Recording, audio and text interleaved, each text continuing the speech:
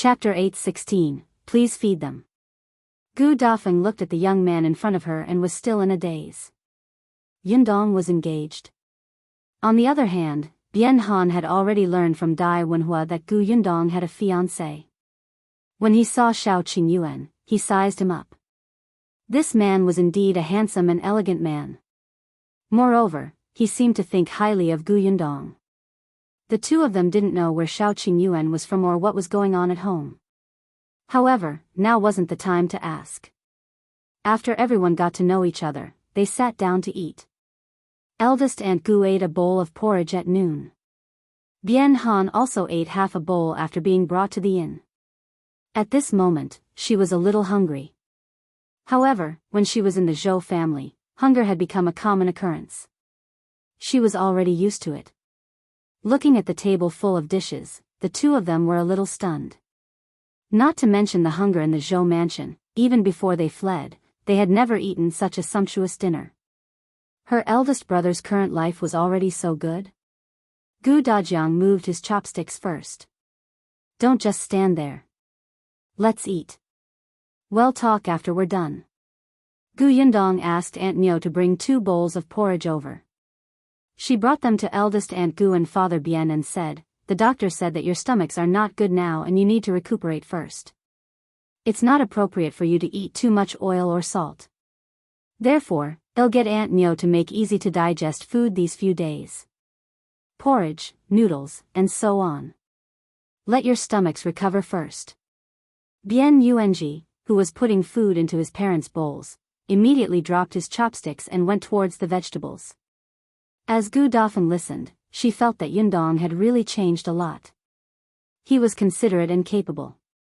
The porridge and noodles were already very good. In the past, when she was at home, she would eat rough noodles and steamed buns for almost every meal. She had to eat them with soup. Looking at the porridge in front of them, they felt like they were living the life of a rich family. Hence, she nodded. Okay, I'll listen to Yundong. Bian Han also smiled. Unexpectedly, when the two of them turned around, they realized that their bowls were filled with vegetables. When they looked at Bian Yuanzhi, he was looking at them with a look of praise. Not only him, but even Yunshu and Yunka looked the same. Clearly, they had also picked up a lot of food for them. Gu Yundong did not know whether to laugh or cry. Yuanzhi, although it's said that you can't eat fish or meat with a good stomach, it doesn't mean that you can only eat vegetables. Those shredded meat are not a problem. Bian Yuanzhi immediately felt embarrassed. Yunshu and Yunka looked at each other and picked up their chopsticks to pick up the meat again. Gu Dafeng quickly stopped her. That's enough, that's enough.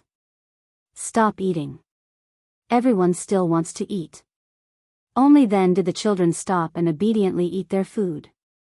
Only Bian Yuanzhi looked at his parents with admiration, as if he would be full just by watching them eat. Gu Dafeng's heart ached and swelled. When she was half full, she put down her chopsticks and fed her son.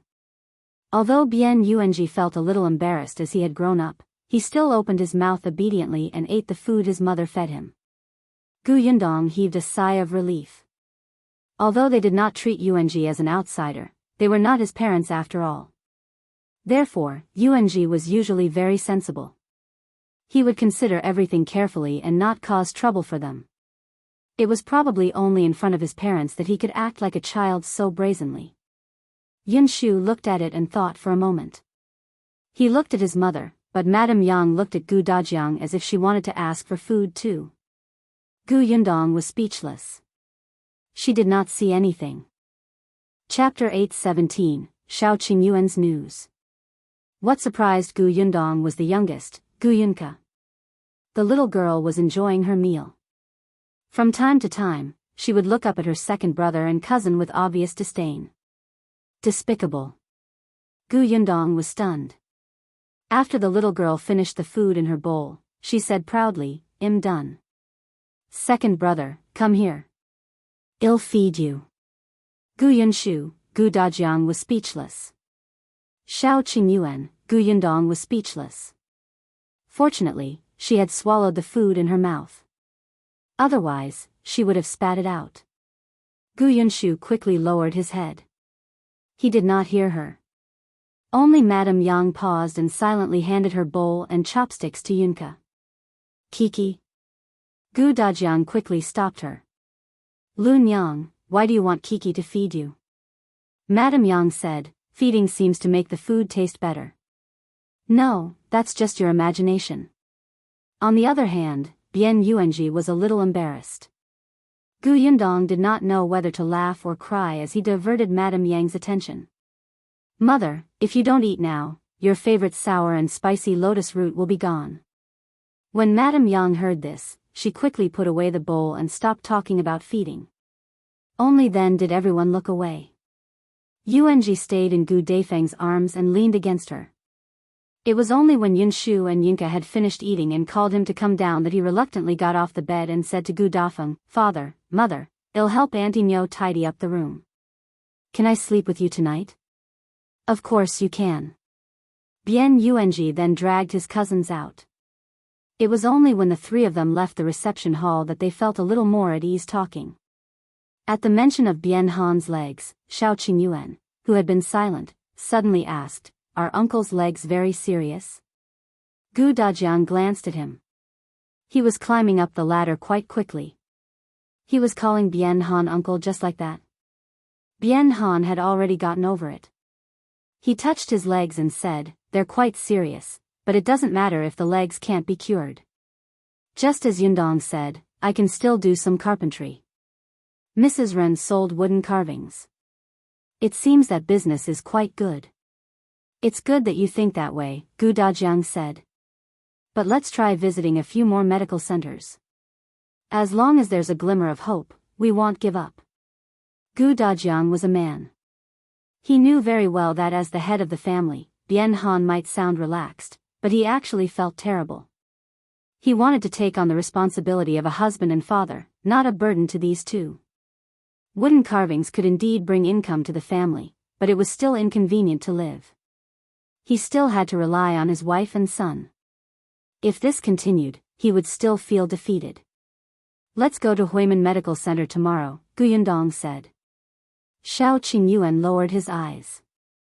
After a moment of silence, he said, Huimin Medical Center is indeed the largest medical center in Shuanhe Prefecture, but according to what I know, a doctor who is good at treating legs and bones recently went to the medical center in Wanqing Prefecture. He was in the medicinal herb business now, so he had more contact with the medical center and was well informed. Wanqing Prefecture's medical center? Why did he go there? Shao Qingyuan thought for a moment. To be the doctor in charge? Gu Yundong choked. The Xian family used to live in Wanqing Prefecture, so the branch of Huimin Medical Center was not opened there. Now that the Xian family had fallen, they immediately opened a branch there. However, it seemed that they had limited manpower, so they brought the doctors there. Then what should we do? Gu Dafeng asked worriedly. Chapter 8:18, Shao Qingyuan has a candidate. Shao Qingyuan had already put down his chopsticks. Hearing this, he said, I have a candidate here. Who? Gu Dafeng asked anxiously. I'm opening a pharmacy in the prefectural city. I need a doctor to preside over the shop. Shao Qingyuan looked at Gu Yundong. I've already told you that I've found a doctor. He happens to be good at this. If you think it's okay, I'll bring him over tomorrow to take a look at eldest uncle. The doctor had already arrived at the prefectural city and was now living in the courtyard behind the medicine shop. However, the pharmacy was still being repaired, so it was still a little noisy during the day.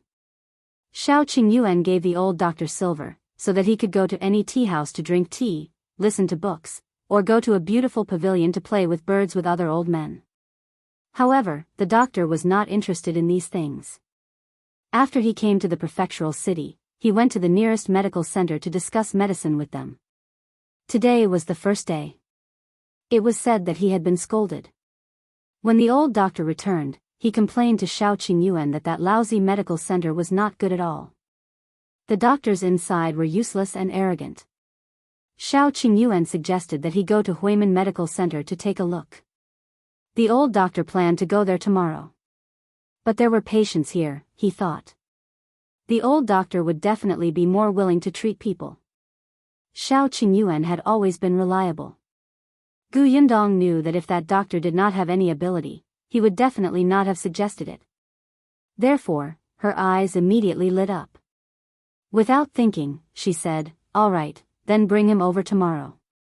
With the matter settled, the few of them heaved a sigh of relief. After dinner, Shao Qingyuan went back. The small courtyard was not very large. There were only a few rooms. It was already a little crowded for Yuanzhi and Yunshu to come, let alone Eldest Aunt Gu and her husband. Since there was no place for Shao Qingyuan to stay, he had to return to the pharmacy. After he left, Gu Dajiang let the two of them rest. After a long day, their emotions fluctuated. They cried and laughed at the same time, and most of their energy had disappeared. They were indeed very tired. She returned to her room and slept on the soft bed. Her son also returned to her side and lay between the two of them. Even though she was very tired, she could not fall asleep. After a long time, Bien Han sighed.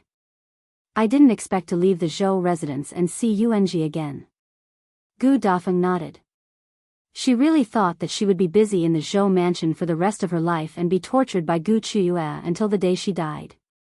Bien Yuanzhi was sleeping in the middle.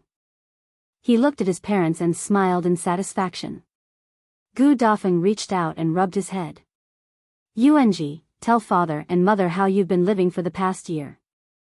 Also, your sister." At the mention of Bien Mulan, Yuanzhi was still very sad. He whispered about what happened after he was separated from them. From the moment Bien Mulan couldn't take it anymore and entrusted him to the Ding family before she died, to the time when the Ding family was unwilling to continue raising him and sent him to the old Gu family in Gu village. As for his days in the Gu family, he did not elaborate. However, Gu Dafeng had long known what the old Gu family was like. She also knew how difficult Yuanzi's life was. Later on, Gu Yundong came to the Gu village and deliberately plotted for the Ding family to bring him out of the old Gu family. His difficult days finally ended. In the end, Gu Yundong went to the place where Bien Mulan had died. She moved her urn out and brought it back to Yongfu village for burial.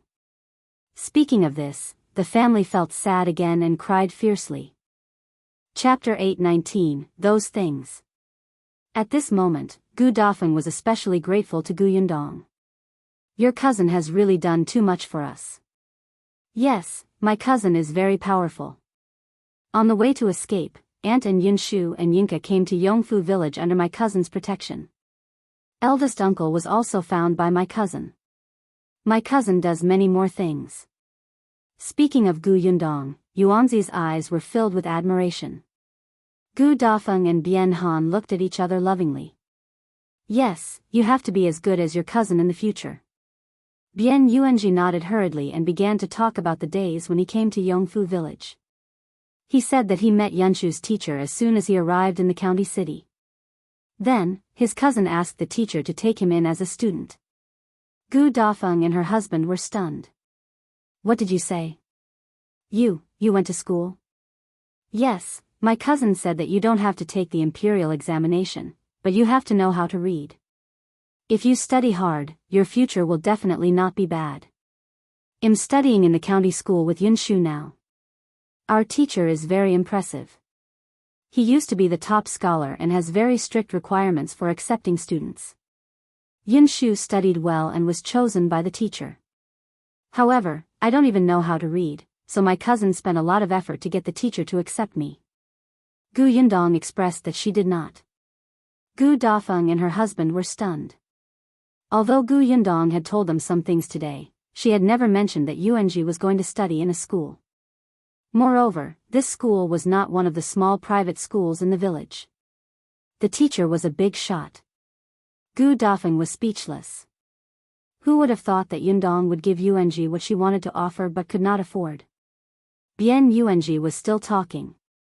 He said that the Gu family now had a workshop in Yongfu village and had more than 100 long-term workers. He also mentioned that there was a shop in the county city. Not long ago, she had opened a shop in the prefectural city and a milk tea shop with someone. It was also said that eldest uncle had entered the best school in the Shuanhe prefecture to study and had been personally assessed by the mountain elder. The person who introduced him was the top scholar of their school. He also said that Shao Qingyuan was highly skilled in martial arts.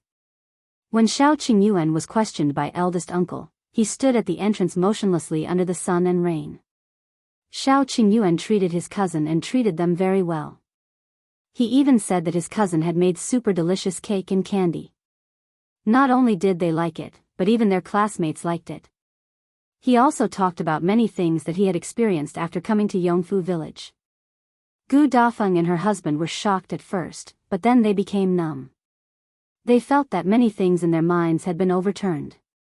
They could tell that their eldest brother's family already had some assets now.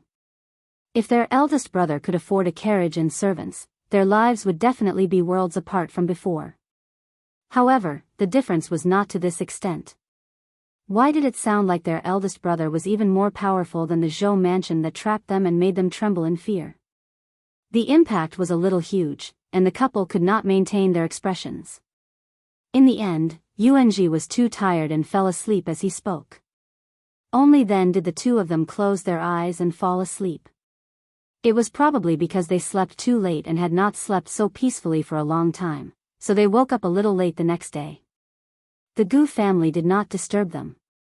It was only when Shao Qingyuan brought the old doctor and shouted for the patient the moment he entered that the family of three got up. The three of them immediately felt a little embarrassed and quickly got up to leave. When they came out, everyone saw that their eyes were red and swollen. They knew that they must have cried again last night, so no one said anything. Chapter 820, Dr. Xiong. The old doctor's surname was Xiong, and he had a bear-like temper. However, he was a very professional doctor. He could not wait to see the patient before he finished his tea. Looking at him, Yundong thought of Song Dejiang. Were all capable and confident doctors so strange? However, she insisted that Bien Han finish his breakfast before going to the doctor. Dr. Xiong was a little unhappy at first, but when he heard that the other party's stomach was not good, he immediately waved his hand and asked him to hurry up and eat. When they finished eating and started to look at his legs, the family began to prepare for battle. Dr. Xiong washed his hands and quickly sat opposite Bien Han. Seeing that his entire body was tense, he hurriedly waved his hand. Relax, relax. It's just a look. The treatment hasn't started yet, and it won't hurt. It's too early to be nervous. Bien Han laughed at his words and relaxed at that moment. Unexpectedly, in the next moment, Dr. Xiong knocked on his leg.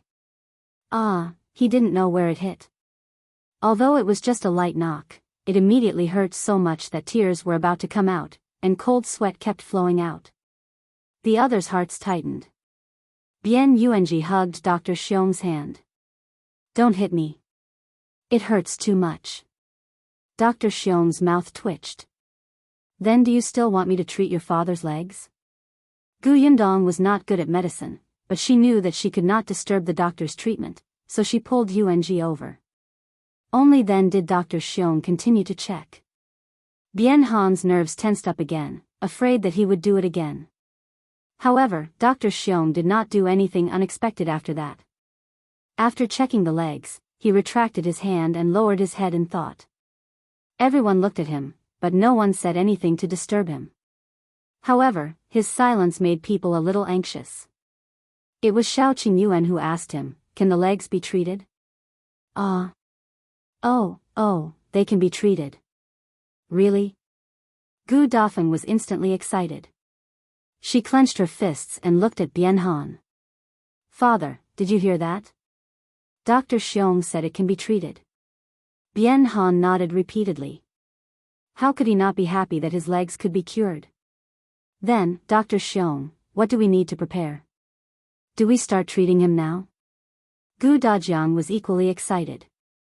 Dr. Xiong glanced at everyone and said, whether the legs can be treated or not, we still have to ask for his opinion.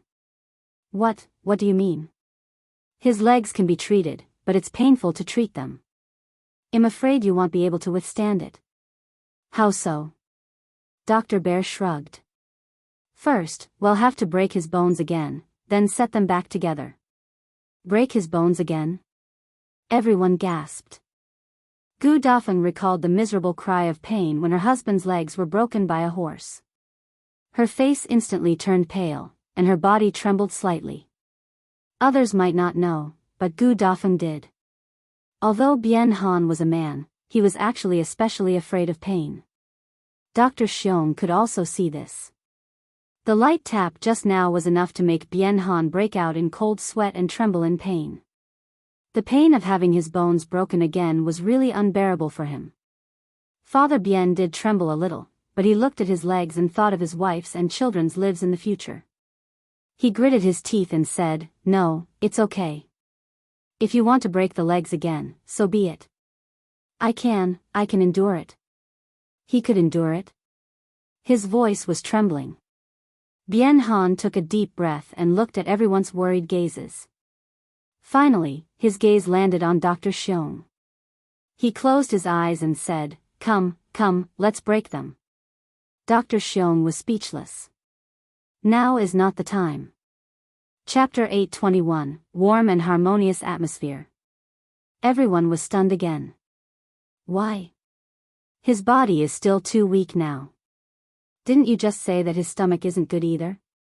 At the very least, we have to wait until his body recovers and his spirit is strong before I can start treating him. Wouldn't that mean that he would have to worry for a while? Bien Han trembled again. However, he still had to listen to the doctor. Dr. Xiong continued, "Rest well during this period of time. I'll come to see you in a few days. When I think your body is good enough, well, treat your legs." All right. Bien Han looked at Gu Dafeng, looking like he wanted to cry but had no tears. Gu Dafeng hesitated a few times, but she could not say anything. After seeing Gu Dafeng, Dr. Xiong took her pulse and confirmed that she was also weak and needed to recuperate with Bien Han. Then, he prescribed a few medicinal cuisines and got someone to make them for them. Gu Yundong was surprised. This Dr. Xiong was indeed very capable. He actually knew medicinal cuisine. After the matter was resolved, Dr. Xiong left the Gu family, leaving the entire family behind. They did not know if they should be happy or worried. However, the medicinal cuisines that Dr. Xiong mentioned needed to be studied carefully.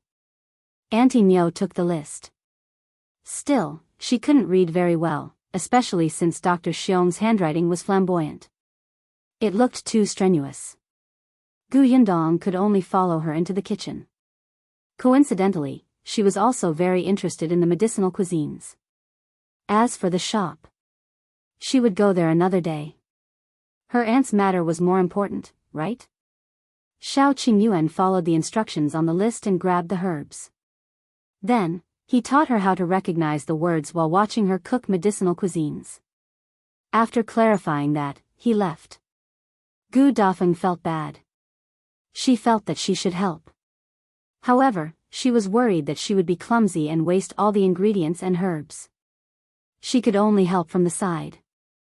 Yunshu, Yuanzhi, and the others had originally planned to go to Tianhai Academy today to take a look at the wall that was filled with names. Now, they didn't go anymore. The two of them surrounded Bien Han and chatted non-stop. They used clumsy words to comfort him not to worry. His legs would be cured. It warmed Bien Han's heart, as if he was really not afraid at all. On the other hand, Yunka was also looking around the kitchen. Gu Yundong and Aunt Nyo were already used to it, but Gu Dafeng was not used to it. He was afraid that she would be scalded and hurt. It was only when she saw her washing and picking the vegetables that she remembered what Yuanzhi had told him yesterday. The young lady liked to eat and cook. Madame Yang was taking care of the flower pots with Lu Hongxiu. She had been in Yongfu village for some time, as if she was afraid that something would happen to these flowers. She had already checked yesterday, but she was worried and checked again today. The entire small courtyard entered in a warm and harmonious atmosphere. Until Tong Shuitao returned. She went out early in the morning and only returned at noon. As soon as she entered, she went to the kitchen to look for Gu Yundong. At the door, she cracked a few times, causing everyone in the kitchen to turn to look at her. The corners of Gu Yundong's mouth twitched. You can't be considered mysterious anymore, alright? She put down the things in her hand, washed her hands, and followed her out. The two of them chatted at the side. Tong Shuetao looked mysterious. Gu Dafeng shook her head and smiled. She continued with her work. However, Gu Yundong did not return after a while. Auntie Nyo happened to have some words that she did not recognize and looked conflicted. Gu Dafeng took the list and went out to look for Gu Yundong. She did not expect them to be standing under the corridor talking. It seemed like she hadn't finished speaking when Gu Dafeng suddenly heard the words Gu Qiuyue. She could not help but be stunned. Chapter 822, Aunt Gus Concerns.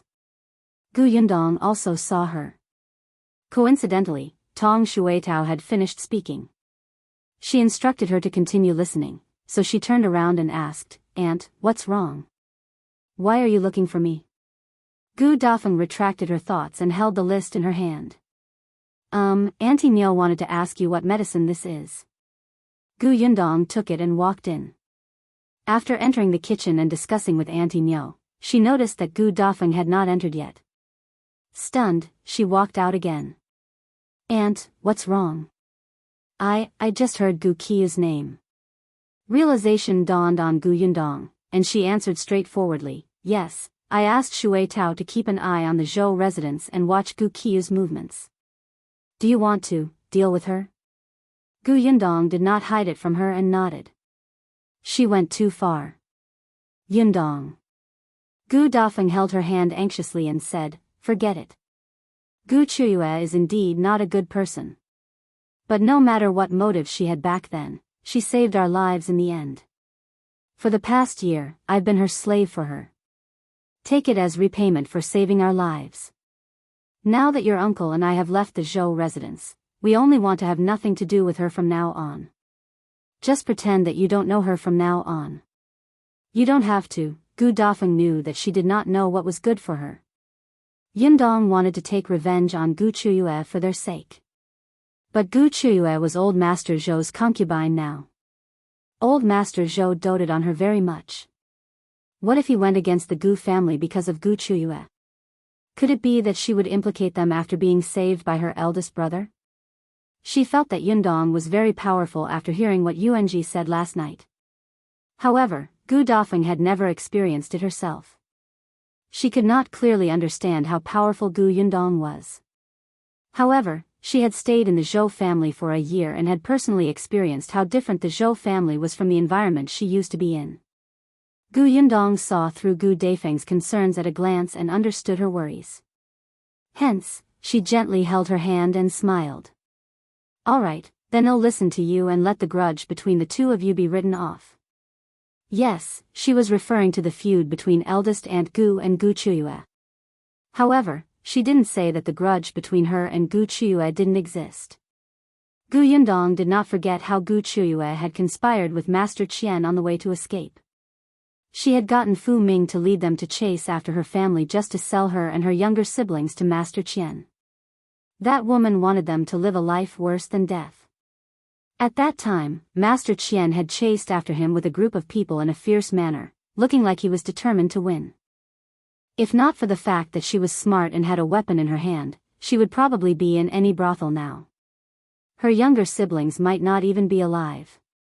Was this something a biological aunt would do? Even a stranger would not be so vicious.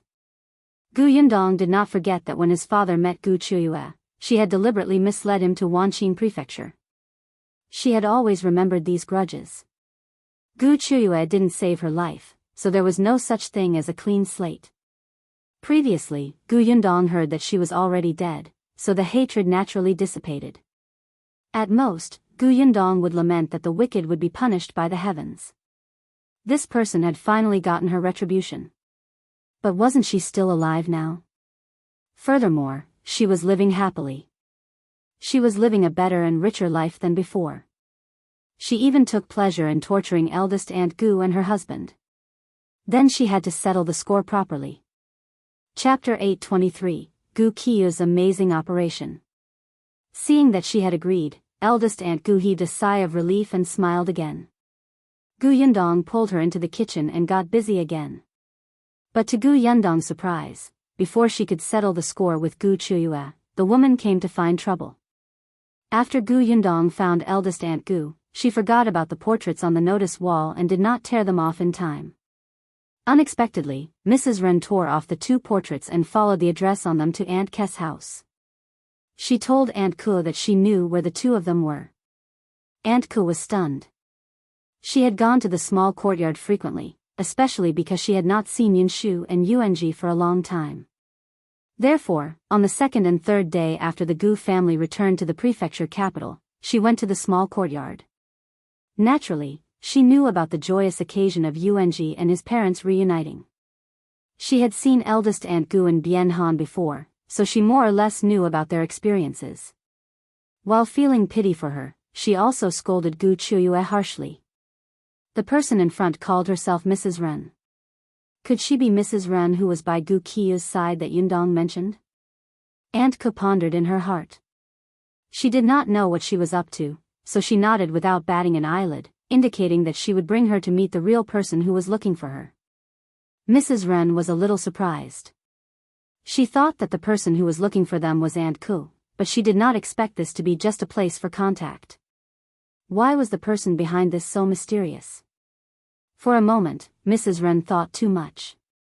She felt that the person who had spent so much effort to find eldest Aunt Gu and her husband probably had a feud with these 2 people. Otherwise, why would they go through so much trouble? Thinking of this possibility, Mrs. Ren began to get excited. She followed Aunt Ke to look for Gu Yundong. On the way, she could not help but ask, "Sister, who is this person? What's their relationship with the person in this portrait? Who's your sister?" Aunt Ke's expression turned ugly. She looked at Mrs. Ren, who was at least 10 years older than her, and almost couldn't help but spit on her face. She replied impatiently, "Ask them when you see them." "I don't know." Mrs. Ren felt that this person was difficult to get along with, so the smile on her face disappeared and she snorted. Aunt Ke brought her directly to Gus. Gu Yundong happened to be at Gus to look at the accounts and understand the recent income situation. Gang complained at the side. "Many people say that we have too little goods here. There's not enough for them to eat at all. The people in this prefectural city are rich. When they buy things, they plan to buy baskets of goods. If we limit their purchases, they will scold us." It was too difficult for him. Gu Yundong found it funny. "Thank you, Uncle Zheng. That's not a big deal. We won't lose a piece of meat even if they scold us. In any case, they'll still spend money to buy our things. However, boss, are we really not considering opening another shop in the west of the city? This place was too far from the west of the city. The people who came to buy things from there scolded the most fiercely. Gu Yundong also wanted to open it, but her energy was limited. This milk tea shop had just opened not long ago, so she had to take it one step at a time. However, she could indeed get prepared first. If there was a suitable shop, she could buy it first. At this thought, Gu Yundong instructed Jinggang to be careful. Just as Jinggang had agreed, 2 people came in. The person in front was Aunt Ke. Gu Yundong immediately went up to her happily. "Aunt, why are you?" Before she could finish speaking, Aunt Ke took a step to the side, revealing Mrs. Ren's wrinkled face. Chapter 824, What's your relationship with the person in this painting? Gu Yundong's smile froze. She frowned slightly and looked at Aunt Ke.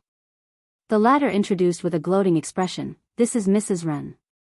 She tore off the missing person portraits on the notice wall and said that she knew the whereabouts of the people on the portraits. "She specially came to tell us." Gu Yundong was speechless. Yes, the portraits. She had forgotten to tear them off. However, Mrs. Ren actually wanted to tell her about the whereabouts of her eldest aunt and uncle? What kind of mess was this? Gu Yundong thought for a while, then nodded at Mrs. Ren and said, "Come with me. Let's talk in the backyard." Mrs. Ren had just finished sizing up the shop in front of her and was thinking that this shop was quite big. Hearing Gu Yundong's words, she quickly followed him with a smile. Aunt Ke also went to join in the fun. The 3 of them went to the backyard and sat on the stone bench. However, as soon as she sat down, Aunt Gu stood up. The weather was cold, and the stone stool was also cold. She went to the second floor and took a cushion for herself. When Mrs. Ren saw this, she was a little envious. She was the oldest here and could not stand the cold the most. But since Yundong did not mention it and Aunt Gu only took one, she could not say anything. However, she did not know that Yundong had deliberately chosen this place. In any case, she did not want to bring the stranger up to the second floor to chat in such a good environment. She was wearing too many clothes and it was a little hot. It was good to have a breather. Su Changshan, on the other hand, did not know the inside story. He served tea to the three of them. Mrs. Ren took a sip and felt her body warm up. Yundong asked, "You said that you have news about the people on the portraits? Is that true? You're not lying to me?" No. How can this be a lie?" "That's hard to say," Yundong said lazily. Previously, there were several people who provided fake news for the bounties, making people happy for nothing. "I hope what you said is not fake, or I'll get someone to kick you out." Mrs. Ren trembled violently and immediately raised her right hand to make an oath. "I swear that what I said is true. If there's even half a lie, it'll be struck by lightning." Yundong raised her eyebrows. This woman was quite ruthless to herself. In order to make Yundong believe in her, Mrs. Ren quickly said, "The woman on this portrait is called Dafeng, right? The man is called Bian Han, right?" Yundong had more or less guessed what Mrs. Ren wanted to do. She was unhappy that Dai Wenhua had bought her aunt and uncle and wanted to make things difficult for them. It was a pity that neither she nor Qiuyue would be able to get what they wanted. At the thought of this, Yundong became slightly excited. He looked at Mrs. Ren with shining eyes. Yes. That's her name. It seems that you really know where they are.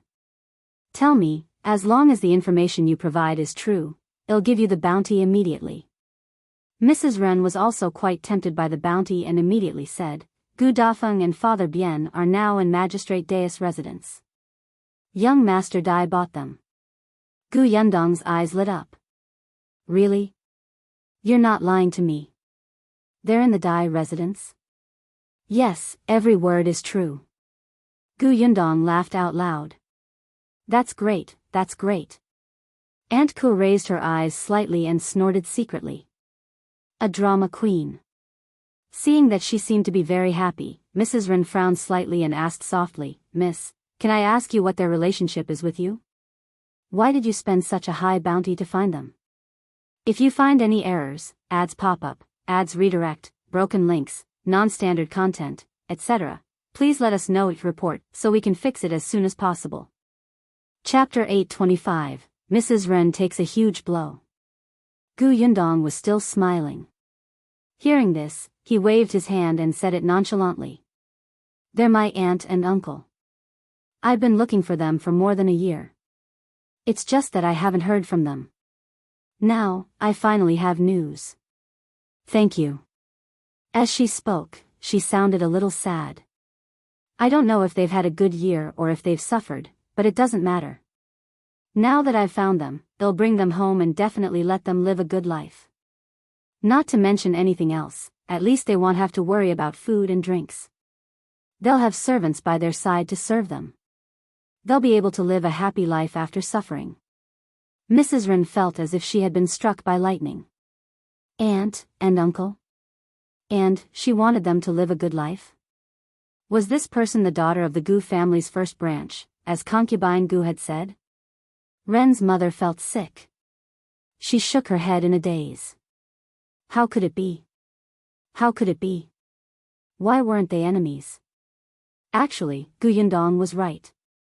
Mrs. Ren and Qiuyue were indeed very unhappy that Gu Dafeng and her husband could leave the Zhou residence and go to the Dai residence to follow young Master Dai, who had a bright future.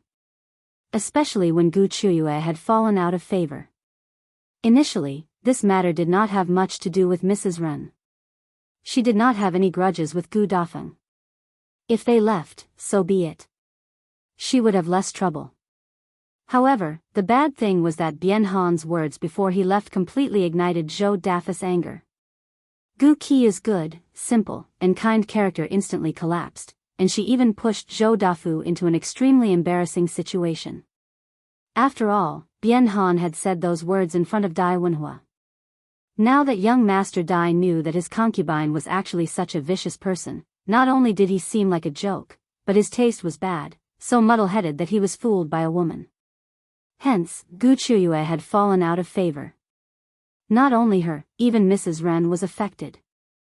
In the past, Zhou Dafu could be tolerant of Mrs. Ren on account of his mother because Mrs. Ren usually spoke eloquently and did not make any big mistakes. However, this did not mean that Mrs. Ren could lie to him in front of everyone. Back then, she was the one who said that the couple was selling themselves. She said that Qiuyue was kind and compassionate to accept them. Bullshit. What did she take him for? A servant actually fooled the head of the family. Not selling her was already the last act of filial piety to the old madam. Zhou Dafu no longer cared about her confession and apology. He didn't even look at her. Mrs. Ren's heart was filled with hatred. She wished she could rush to the Dai residence and kill this couple. Hence, when Qiuyue was indignant and wanted to cause trouble for them, Mrs. Ren thought of the two portraits. The two of them also guessed who the person was and finally felt that there were only two possibilities. One was enemy, and the other was family member or friend. However, no matter what, if they cared about Gu Dafeng and her husband, they would definitely go to the Dai residence to ask for them. Young Master Dai had just bought Gu Dafeng and her husband back for less than 2 days. He would definitely not be willing to give them back. Wasn't there a conflict now? In any case, even if there was no big conflict, a small trouble was enough to make Dai Wenhua's impression of Gu Dafeng and her husband worse. At the thought of Dai Wenhua, Mrs. Ren's hope was instantly reignited.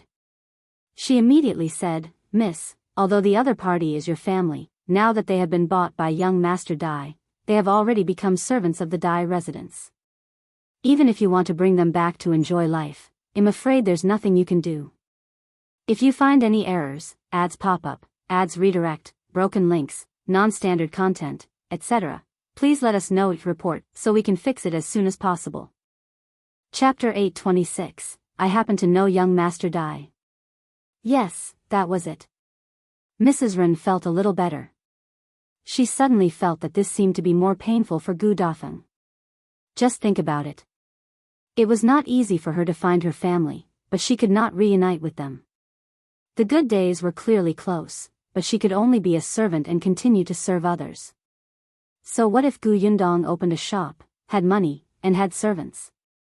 Wasn't Gu Dafeng still a slave? This feeling of helplessness was the most interesting. Mrs. Ren could not help but smile as she thought about it. Aunt Ku also smiled slightly. Gu Yundong laughed twice and waved his hand. It's all right, it's all right. I happen to know young Master Dai. He's a loyal person and has a good temper. If he knows the ins and outs of the matter, he will definitely let my aunt and uncle come back with me. When the time comes, they can still live a good life after being expelled from the slave registry. No matter what, thank you for today. He knew young Master Dai. The corners of Mrs. Ren's lips froze halfway. She was in a daze.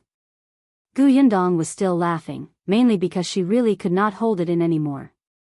This woman actually came to her door to seek abuse. She would feel sorry if she did not provoke the visitor with a few words. Cough cough, it was better to restrain herself. Gu Yundong reached out and patted Mrs. Ren's shoulder. She said gratefully, "It's all thanks to you. Otherwise, I don't know when we would have met again. I'm really too happy. I can't wait any longer. I'll go look for young Master Dai now and meet my aunt and uncle. Thank you." With that, she stood up and ran off without even mentioning the bounty. However, at this moment, how could Mrs. Ren think of the bounty? She stood up numbly. She seemed to have heard Aunt Ku say that she would walk her out. She nodded blankly and walked out. Gu Yundong only came down from the second floor after Mrs. Ren left Gus. He looked at Aunt Ku. She's gone. She's gone. Aunt Gu looked at her speechlessly. In order to shirk that bounty, you've put on a good show. You can't say that. What do you mean by shirking? My aunt and uncle have already returned home, so the news she provided that they're in the Dai residence is fake.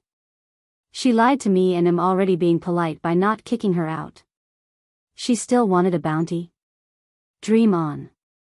Yundong returned to the counter and continued talking to Zhengang. Aunt Gu pointed at her forehead. Anyway, you're right.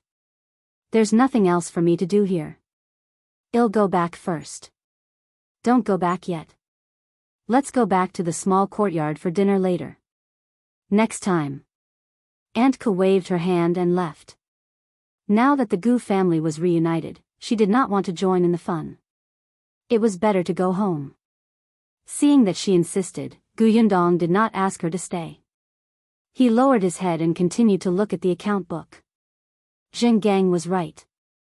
The business in this shop was really good. In just half a day, there were already a lot of customers. She saw that Su Changshan didn't rest at all. He was so busy. It seemed like she wouldn't let him down if she didn't give him a raise. Yundong closed the ledger. Seeing that it was rare for him to rest, he waved him over and asked, I heard that you moved. Where did you move to?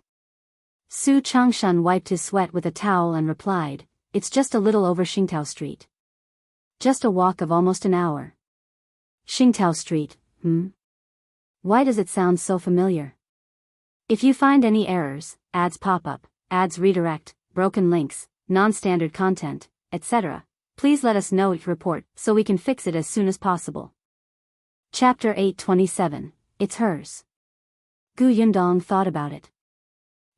Wasn't it the place where Shao Yuan's family used to live? That position, Yundong asked curiously. I remember that there's a group of local tyrants living there. They're quite fierce. Su Changshan nodded. Indeed. When my mother was looking for them, she was deceived by that person. The person didn't tell us that there were local tyrants who would wander outside. My mother saw that it was close to Su Qing's shop and the rent wasn't expensive, so she quickly rented it. In the end, on the day we moved, there was indeed a local tyrant who came looking for us. At this point, he laughed. But for some reason, although the local bully was very arrogant when he came to our door, when he saw us, he suddenly cowered. I didn't even have time to take a stick before they ran away in a hurry for no reason. It was as if they were afraid of me and never came again. Yundong blinked and quickly understood. When Gus opened, the local gangsters were waiting outside to cause trouble. Therefore, they must have seen Su Changshan as a worker and knew that he was from Gus.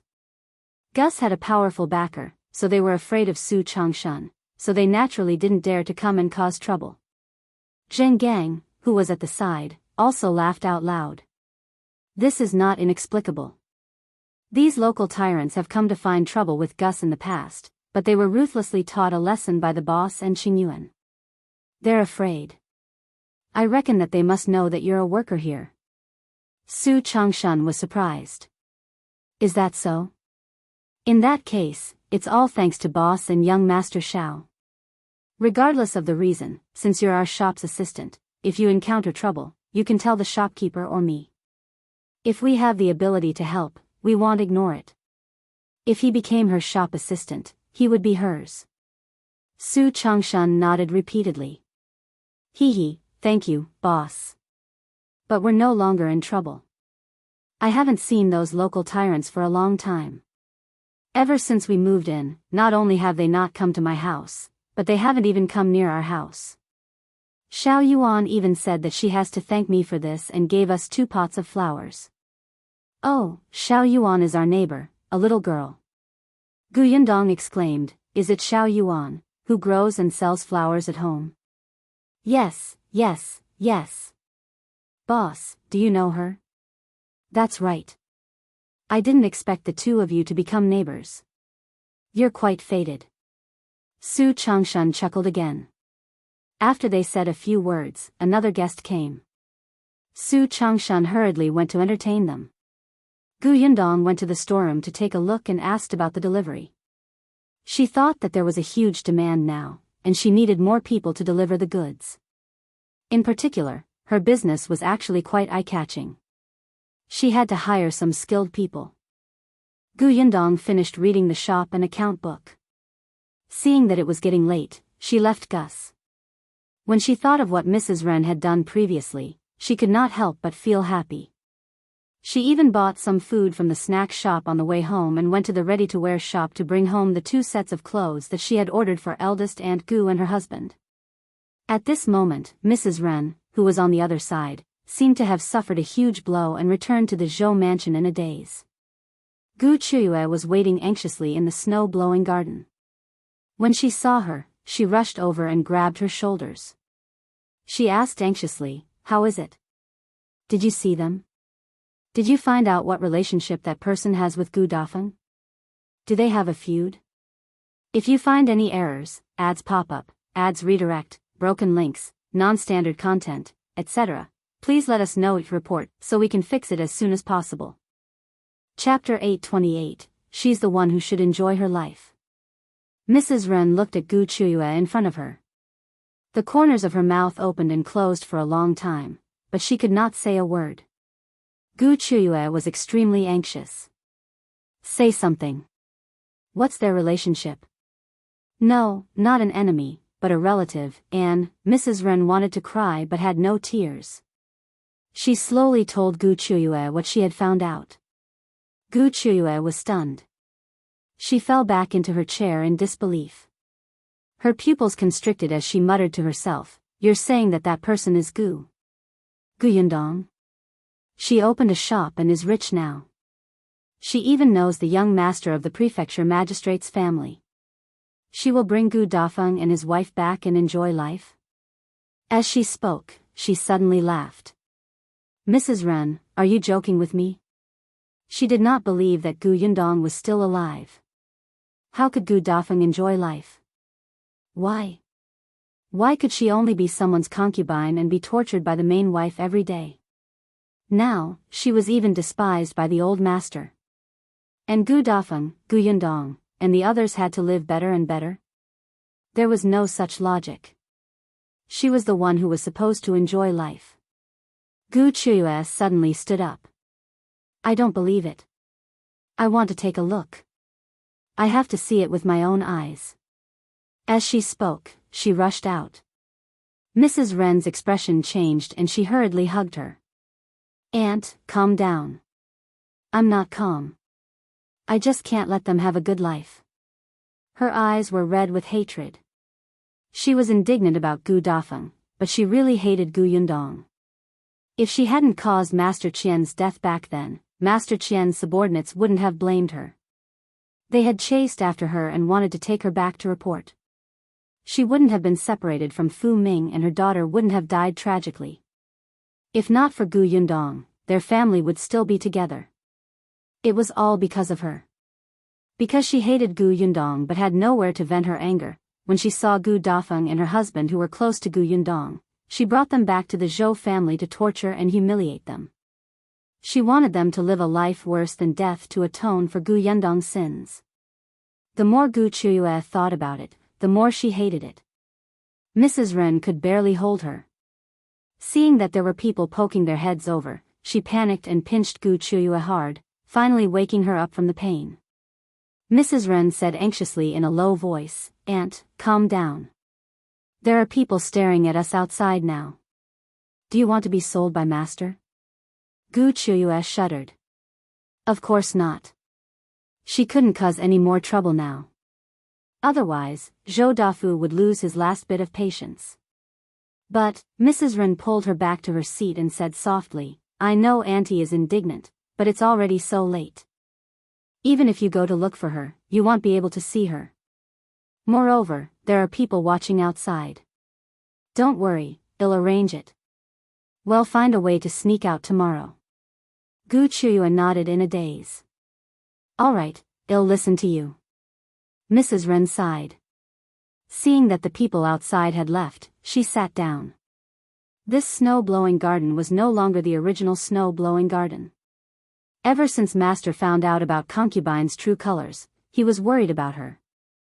Coupled with Madame adding fuel to the fire, almost all the servants in the snow-blowing garden had been changed. A few of them were planted by Madame. This made Mrs. Wren's hands and feet tied. If you find any errors, ads pop up, ads redirect, broken links, non-standard content, etc., please let us know each report so we can fix it as soon as possible. Chapter 829, Find Her.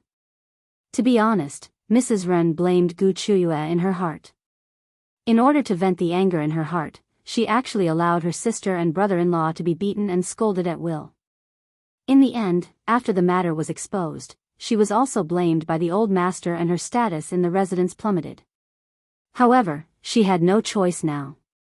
Qiuyue was not very knowledgeable. Other than being unclear about Dafeng, she listened to her. Moreover, although old master hated Qiuyue, he still let her stay in the snow-blowing garden safely. This meant that old master still cared about their affection. It was not impossible for her to make a comeback. Mrs. Wren still wanted to use her to continue acting like a tyrant in this residence. After comforting Qiuyue, Mrs. Wren went back to work. The next day, she asked one of her trusted maids to change her clothes with Qiuyue and pretended to be uncomfortable in the room. Anyway, Qiuyue pretended to be sick for 2 days in order to regain Zhou Dafeng's attention. The servants who were watching over them were used to it and would deliberately mock her and pretend not to know, let alone invite a doctor. Then, Mrs. Wren took Qiuyue out of the back door with the excuse that she was going to get some medicine for concubine Gu. Gus was a little far away. By the time Qiuyue arrived outside Gus, it was already noon. There were many people on this street and there were many guests in Gus. Qiuyue stood far away and could not see the people inside clearly. She frowned and asked Mrs. Wren, "Are you sure this is Gu Yundong's shop? How can she open such a big shop and have such a good business?" Mrs. Wren was stunned for a moment. Actually, she was not very sure. But yesterday, Gu Yundong indeed acted like she was the master of the house. Even the shopkeeper in the shop did not say anything when he saw her bringing people to the backyard. Wait, perhaps Gu Yundong had something to do with the shopkeeper? Seeing how innocent Gu Yundong was, and how she told her everything she asked, it did not seem like he could open a shop. At the thought of this, Mrs. Wren felt a little more confident. Let's go closer and take a look. Qiuyue stuck her head out for a long time. In the end, she only saw the shop assistant coming back and forth. She felt very anxious. You should have asked around yesterday to find out where her family lives. Mrs. Wren resisted the urge to roll her eyes. What excuse did she use to inquire about other people's residences? She was also annoyed, but she still brought Qiuyue forward. Seeing that they were getting closer and closer to the shop, someone suddenly walked out of Gus. It was a woman. Qiyue's eyes widened. That's Gu Yundong. Mrs. Wren saw it too. She pursed her lips and nodded. Qiuyue clenched her fists. She was really here. Was she really the owner of this shop? The hatred in her eyes was about to spread. Her emotions shot towards Gu Yundong at the door, making her look over as if she had sensed something. Mrs. Wren's expression changed drastically. She turned around abruptly and stood in front of Qiuyue, blocking their vision. Gu Yundong only took a glance before quickly retracting her gaze. She just smiled and asked Tong Shuetao, who was standing beside him, "Where are they standing?" "That's right. I thought I hid it very well." Tong Shuetao was very speechless. Didn't they know that her whereabouts were very eye-catching? As she spoke, a carriage slowly drove over from the street. When it reached the entrance of Gus, it slowly stopped. If you find any errors, ads pop up, ads redirect, broken links, non-standard content, etc., please let us know each report so we can fix it as soon as possible. Chapter 830, She's going to tear them up. Gu Yundong glanced in Qiyue's direction again before walking towards the carriage. The carriage door opened and Yunshu and Yuanzhi jumped out. Then, they turned around and let Gu Dafeng, who was behind them, get out. Gu Yundong smiled. "Aunt, you're here?" "That's right. Gu Dafeng had been recuperating well for the past 2 days and was much more energetic. The 2 children said that I couldn't stay at home all day and insisted on dragging me out for a walk. Coincidentally, they wanted to come to the shop to take a look, so I came with them. You should come out for a walk. Didn't Dr. Xiong say that walking is good for your health? Bien Han couldn't come out because of his legs, and he didn't want to trouble others, so he continued carving wood at home with a knife. Shao Qingyuan said that he would get someone to make a wooden wheelchair for him. In any case, it would take a long time for him to recover after he treated his legs. It would be more convenient to sit in a wooden wheelchair. However, it was not done yet. He had to wait a few more days. Sister, is this our shop? Yunshu walked inside excitedly. He had been in the prefectural city for a few days, but he had never come to the shop because of various things. Now, he finally saw it. Yuanzhi was still standing on the spot, holding Gu Dafeng's hand. Ever since he reunited with his parents, he had become different. With someone to rely on, he felt much more at ease. The carriage behind the 2 of them was pulled away by Lu Sheng, who had brought them over. The area at the entrance instantly became much empty. Hence, when Mrs. Ren, who was not far away, stepped back and no longer blocked Qiuyue, she immediately saw Gu Dafeng and her son holding each other's hands. How could this be? Qiuyue widened her eyes in disbelief.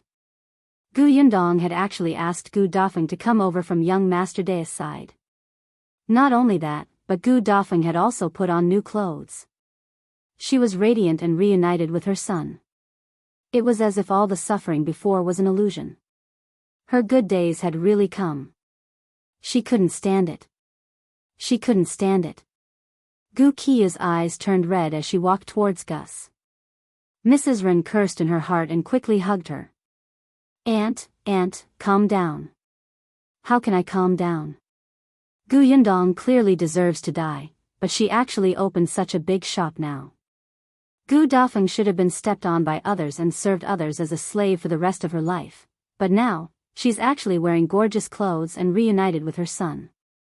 Someone even drove a carriage for her. Why? Even she didn't have any of these. What right did these 2 bitches have to enjoy it? She couldn't stand it. Gu Qiuyue exerted all her strength to break free from Mrs. Ren's grip. The passers-by looked at them and pointed at them with strange expressions. Mrs. Ren was anxious, afraid that the commotion here would attract the attention of Gus people. But this time, even if she pinched Gu Qiuyue hard, it would be useless. There was only one thought in Gu Qiuyue's mind. She would go up and tear them apart. Mrs. Ren was secretly annoyed. I know you're unwilling, but what can you do even if you're unwilling? Could it be that you can kill them? You can't do anything. Once you rush in front of them, you might be grabbed by the shop assistants and shopkeepers and sent to the government office. Do you want Master to give up on you completely? Gu Qiuyue was stunned, and the commotion quietened down. If you find any errors, ads pop up, ads redirect, broken links, non-standard content, etc., please let us know each report so we can fix it as soon as possible. Chapter 831, Resurrection. Mrs. Ren heaved a sigh of relief and continued, and don't forget that Gu Yundong knows young Master Dai from the prefecture magistrate's office. Otherwise, she wouldn't have been able to bring Gu Dafeng and his wife home in just half a day. Later, she will complain to young Master Dai. If young Master Dai wants to pursue the matter, old Master will be the first to not let you off.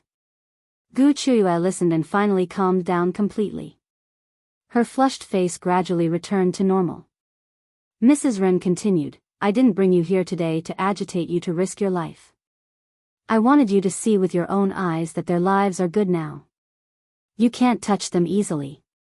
Gu Qiuyue suddenly turned around and glared at her. She sneered.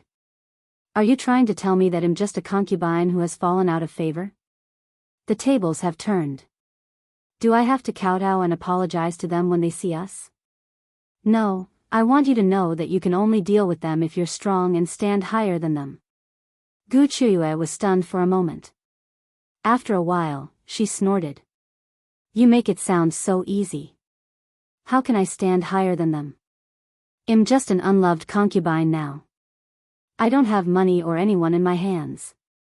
I don't even know young Master Dai. Mrs. Ren wanted to roll her eyes. This person was really insensible. That's why you have to fight for it. You have to obtain old master's love again and become the mistress of the Zhou mansion. Mrs. Ren's eyes were shining. You have to do everything you can to squeeze Madame out. When you can make a decision in the manner, you will be able to know the madams of the real rich families in the prefecture city. So what if you don't know young Master Dai? Can't you know Miss Dai and Madame Dai? As long as you build a good relationship with them, what else do you have to worry about? The picture that Mrs. Ren had drawn for her was so beautiful that she began to tremble with excitement. Yes, so what if Gu Yundong knew young Master Dai? When she got to know Madame Dai, she would tell Madame Dai that Gu Yundong was shamelessly hooking up with other men and wanted to seduce young Master Dai to marry into the Dai family. At that time, she would not even need to do anything and Gu Yundong would be directly dealt with by Madame Dai. Perhaps in order to prevent future troubles, not only Gu Yundong, but the entire Gu family, including Gu Dafeng, would be thrown into jail and finished together. Gu Qiuyue laughed. She was so excited that her eyes were red and her fingers were cracking. Mrs. Ren heaved a sigh of relief. Gu Qiuyue was a country bumpkin who didn't know anything. In addition, she was blinded by hatred, so she fell for her tricks. She knew very well that even if Gu Qiuyue got rid of Mrs. Shao, she might not be able to become the first wife. Even if she became the first wife, she would definitely not be able to get to know someone like Madame Dai. It was impossible for Madame Dai to like her at all. But so what? As long as she listened to Mrs. Ren and pulled Mrs. Zhou down, everything else was not important. Gu Qiuyue tried her best to retract her gaze from Gus and look elsewhere. Only then could she listen to her mother calmly. All right, I'll listen to you. What should I do next? Get pregnant with a son. Gu Qiuyue frowned. But now, old master has already, so what? Old master still has some feelings for you. As long as it's a little, you can revive. At that time, you can seize the opportunity. When you have a son, you will have a bargaining chip to fight with Mrs. Zhou.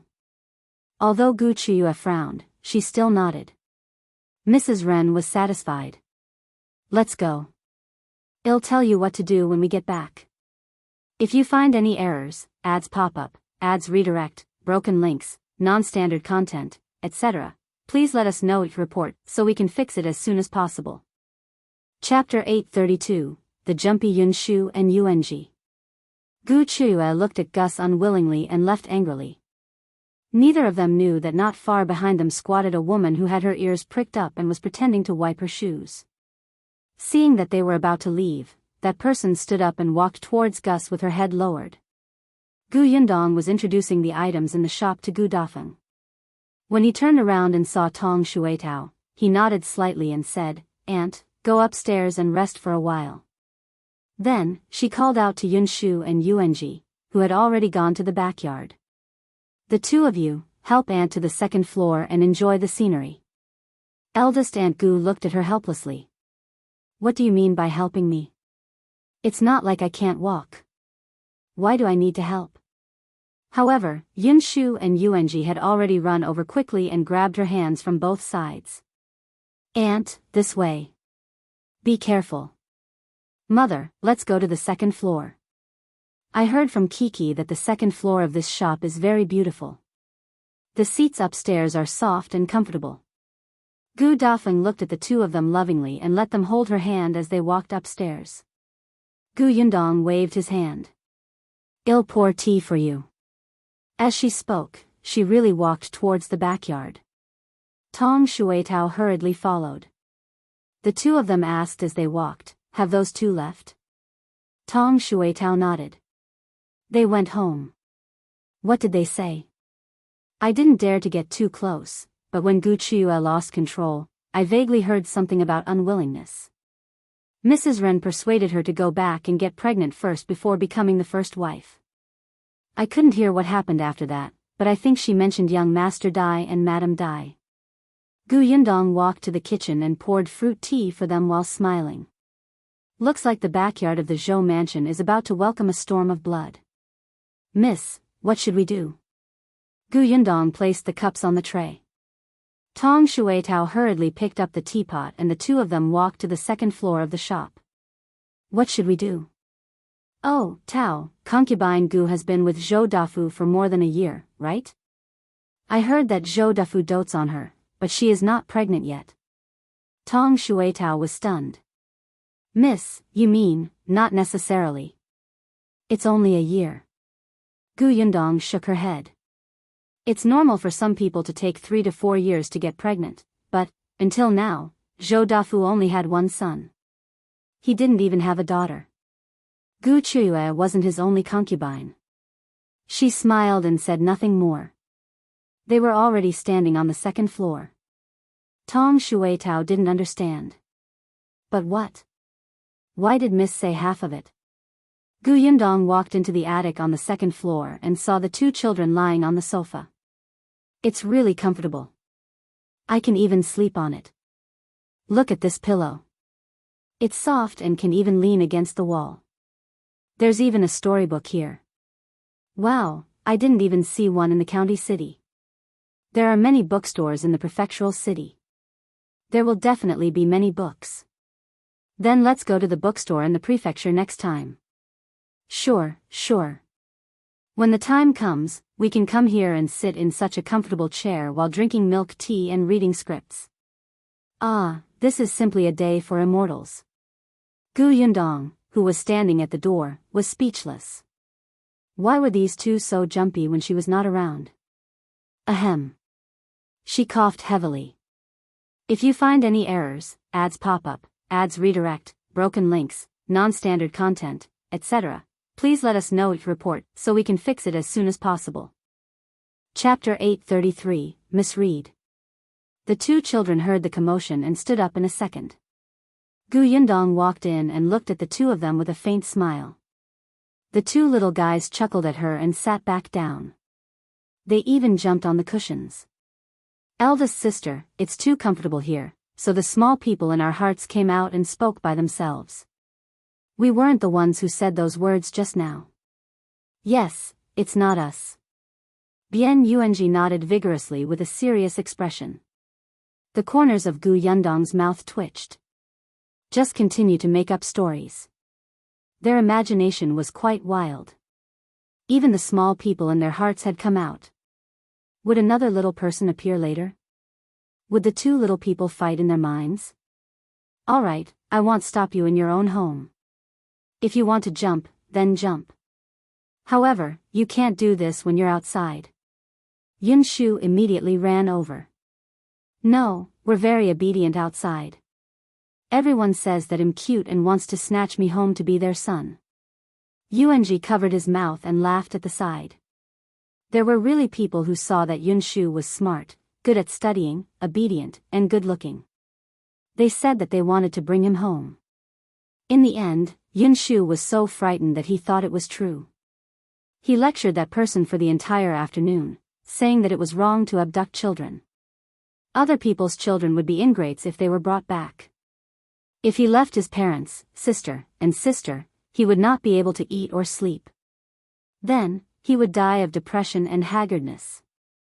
Then, he would not let them off even if he turned into a ghost. The corners of the person's eyes twitched and he had a splitting headache.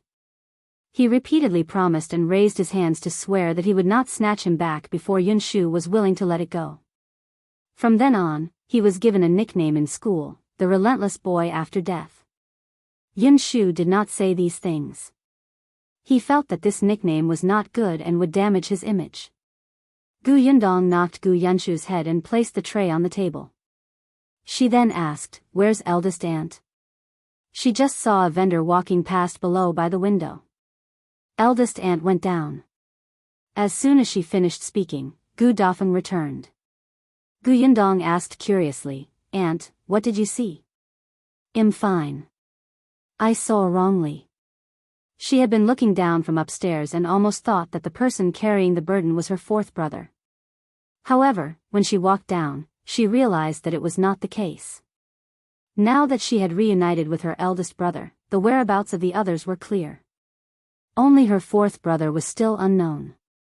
Yundong saw that she was unwilling to say more, so she did not ask further and handed her a cup of fruit tea. The fruit tea was sour and sweet. Eldest Aunt Gu took a sip and could not help but widen her eyes. It's delicious. The other two children had already gulped down half a cup. Eldest sister, can we make this at home in the future? Okay. Eldest Aunt Gu looked at the children and her depressed mood improved again. She finally had a chance to size up the attic. This place is really comfortable. Yundong, how did you think of this? I just thought I liked it, so I got someone to make it. However, this place is still a little small and simple. The milk tea shop is really beautiful. She happened to go to the milk tea shop yesterday and did not tell Madame Dai and Xiong. She wanted to experience it as a guest and see if there was anything that needed to be improved. After checking it, it was quite good. At least in terms of eating and drinking, it tasted very good. When Yunshu heard her mention the milk tea shop, she quickly said, "Sister, can we go now? If you find any errors, ads pop up, ads redirect, broken links, non-standard content, etc., please let us know it report so we can fix it as soon as possible." Chapter 834, To the Milk Tea Shop. Now? Yunshu said pitifully, we only have a few days of vacation left. I've agreed with Yuanzhi that I have to go to Aunt Kes' house and let him see the courtyard I lived in back then. I also have to go to Tianhai Academy to experience the strong academic atmosphere. I also have to go to the bookstore and find a storybook. No, find scriptures to read. There were so many places he had to go. His schedule was too full and he was so busy. It was really not easy. Yundong felt sympathy for him. She thought that since there was nothing important in the afternoon, she might as well go. Alright, they'll take you there. At this time, there shouldn't be many people. It wouldn't be a problem to bring the two children over. The milk tea shop allowed children, but it was only limited to people under the age of 10. Moreover, most of the people who brought children went to private rooms. The two children immediately cheered and raised their heads to finish the fruit tea in their cups. Dafeng shook her head helplessly. She drank very slowly.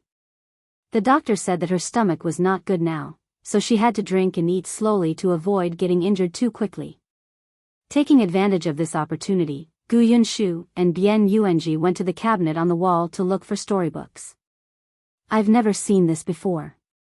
Let's bring it back.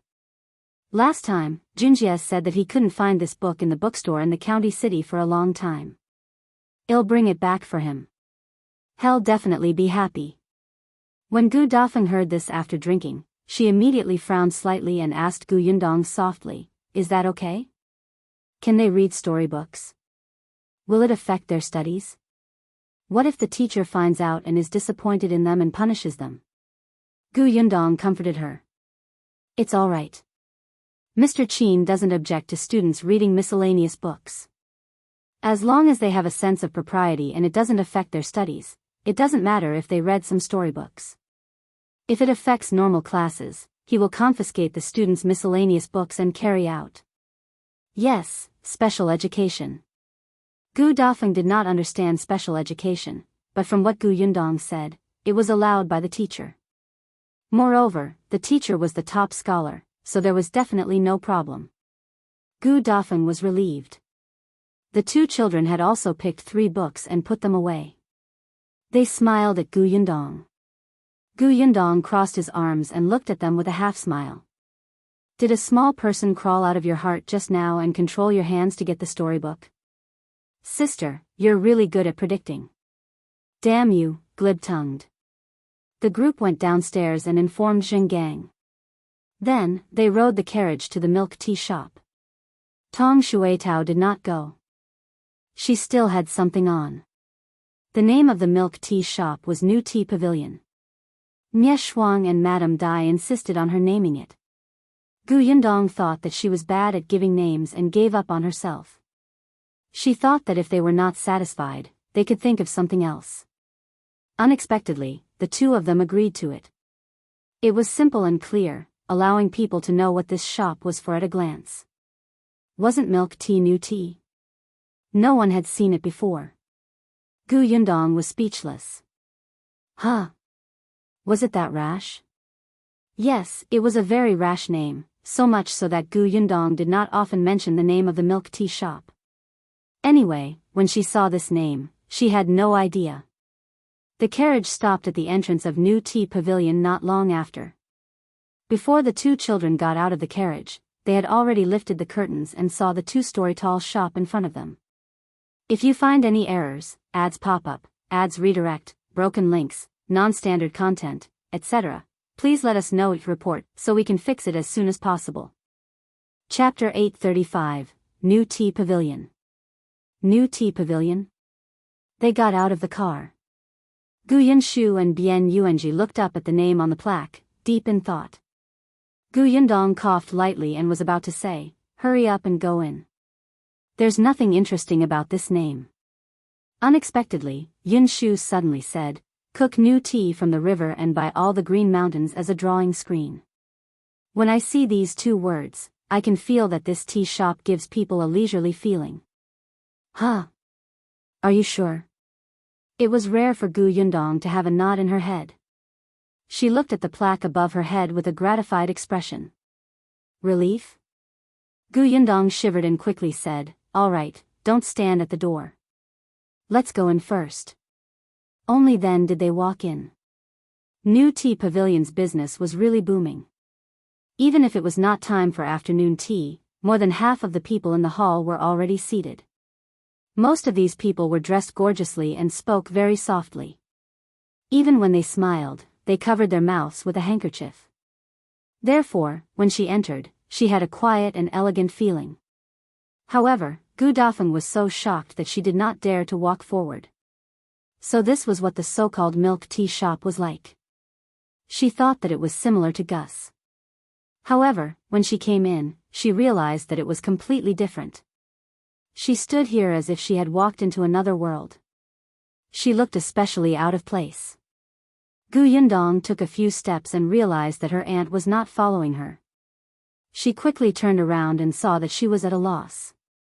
She was shocked and immediately took a few steps back to support her arm. Dafeng grabbed her tightly. "Yundong, I don't think I should go in." Yundong thought for a moment. "It's fine. Well, go to the private room. It's not in the hall. Eldest aunt, don't be afraid. I'm here. Yuanzhi is also here. This is my shop. You're an esteemed guest here. Come, hold your head high. I'll bring you in." She did not know if it was because of what Yundong had said, but with her and Yuanzhi around, eldest Aunt Gu felt a surge of vigor. Yes, what was there to be afraid of? This shop belonged to Yundong. If she didn't even dare to enter her niece's shop, not only would she embarrass herself, but she would also embarrass Yuanzhi. Yundong looked at her slightly raised face and smiled. She still wanted her eldest aunt to become the hearty eldest aunt of the past. How cute, right? Let's go. I can do it. Dafeng also smiled. She was still very nervous, her palms were sweaty, and her back seemed to be sweating. She could even feel the guests in the hall looking over. But it didn't matter. She had Yundong by her side. She wasn't afraid. Yundong held her arm and walked steadily to the counter with a smile on her face. Yunshu and Yuanzhi were already standing in front of the counter. When they saw the menu beside them, they couldn't help but lean over to take a look. There was a lady behind the counter. She smiled and asked them, "Did the two young masters come here on their own?" Yunshu looked up and met the eldest sister with a sweet smile. Her eyes were also bright. "No, I came with my sister and aunt." Then she pointed in Yundong's direction. The girl was still smiling as she looked in that direction. The smile remained on her face, but her eyelids twitched violently. Yundong lowered her head and whispered to eldest Aunt Gu. She did not see her. "If you find any errors, ads pop up, ads redirect, broken links, non-standard content, etc., please let us know each report so we can fix it as soon as possible." Chapter 836, Yundong is bankrupt. When she reached the counter, she asked the two children, "Have you thought about what to eat and drink?" "I want to drink milk tea and eat those fries," Yunshu said quickly. "I want double skim milk." Yuanzhi had a special fondness for this. "And chicken nuggets." Yundong looked at Eldest and Gu again. The latter did not know how to read and did not know what delicious food there was. She was a little nervous. But with Yundong by her side, she quickly calmed down. "Just order. I don't know what to drink." Yundong thought for a moment and said to the girl, "Then give me another pot of osmanthus tea and a plate of osmanthus cake." She said to Eldest and Gu, "Osmanthus tea is good for the stomach. During this season, the osmanthus flowers this year have been plucked and dried. The osmanthus flowers in new Tea Pavilion are all fresh." "All right, I'll try." Yundong said to the girl, "That's all for now. We'll order whatever we want later. We want a private room. The type that children like." When it was renovated, there were many types of private rooms. Yundong did not know which one was still empty, so she could only ask the waiter. The girl's hand under the counter gently tugged, then nodded with a smile. "All right, I'll get someone to bring the guests to the private room." The girl first noted down what they had ordered. Then, she found another young round-faced girl and led them inside. Before Yundong left, she asked, "By the way, where's Su Qing? I saw her yesterday when I came." "Su Qing happened to be resting today, so she didn't come." Yundong nodded and left. As soon as she left, she disappeared behind the door. The girl at the counter suddenly crumpled the paper in her hand into a ball and threw it on the ground. "What kind of person is she?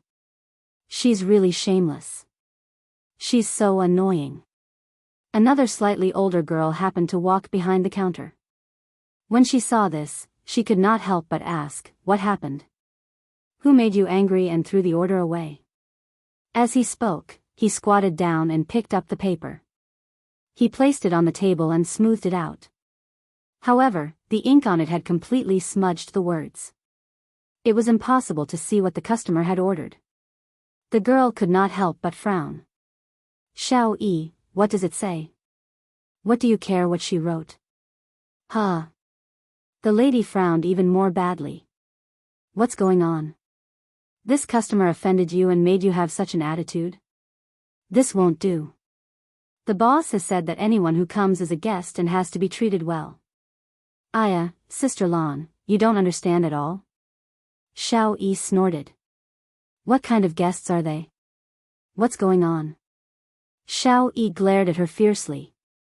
"You don't know, but that woman came yesterday too. Before noon, she came to the shop and ordered 2 cups of milk tea. One was hers, and the other was her maid's. Then, the 2 of them sat in that corner of the hall for the entire afternoon. They didn't move at all." The more Shao spoke, the angrier she became. "Look at those young ladies and madams who came to our place. Which one of them would sit at the same table as a maidservant and drink tea? Only those ignorant and dilapidated families are so impolite." Wei Lan felt that this was wrong. "Shao, there's no rule in our shop that you can't sit with a maidservant. What do you know?" When Shao saw her retort, her tone could not help but become heavier. "There's something even worse. If you find any errors, ads pop up, ads redirect, broken links, non-standard content, etc., please let us know your report so we can fix it as soon as possible." Chapter 837, 3 Bosses. A customer looked over and Wei Lan quickly pulled her back. "Be quiet." Shao shrunk her head and continued, "It's fine if they sit in this shop for half a day, but the problem is that they keep stealing glances at others. Learning how to eat and drink elegantly from those madams and young ladies, I feel that it's shabby. Sister Lan, it's not that I want to criticize them, but if the other madams and young ladies find out, they will lose their temper and find trouble with our shop. If Yundong were here to hear this, she would definitely shout that she was wronged. She just wanted to know how satisfied the customers were with the shop and see if they liked the food. Moreover, she had really only taken a few glances. Who knew that this Shao Yi would actually discover it? Wei Lan felt that Shao Yi's words were all guesses. It can't be. Did you misunderstand? I saw it with my own eyes. How could I have misunderstood? Just watch. They came yesterday and tasted the sweetness. Today, they came again. They even brought their families. If they come at this hour, they will definitely sit for the entire afternoon. Oh right, there's another thing. Su Qing was the one who entertained them yesterday. You didn't see her. She was so attentive. When she saw that the woman had finished her milk tea, she immediately went over to refill it. I think she likes to serve such poor guests. The more she spoke, the more she went overboard. Wei Lan couldn't stand it anymore, so she interrupted her and said, "You'd better tell me what's written on this list first. I'll get someone to do it so that the guests won't wait." I've said so much, but you didn't listen at all? Shao Yi stomped her feet. Wei Lan handed the paper forward.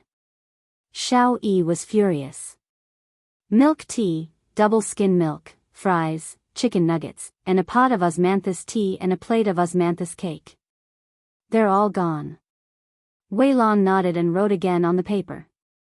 Seeing this, Shao Yi rolled her eyes. I told you for nothing. It's really boring.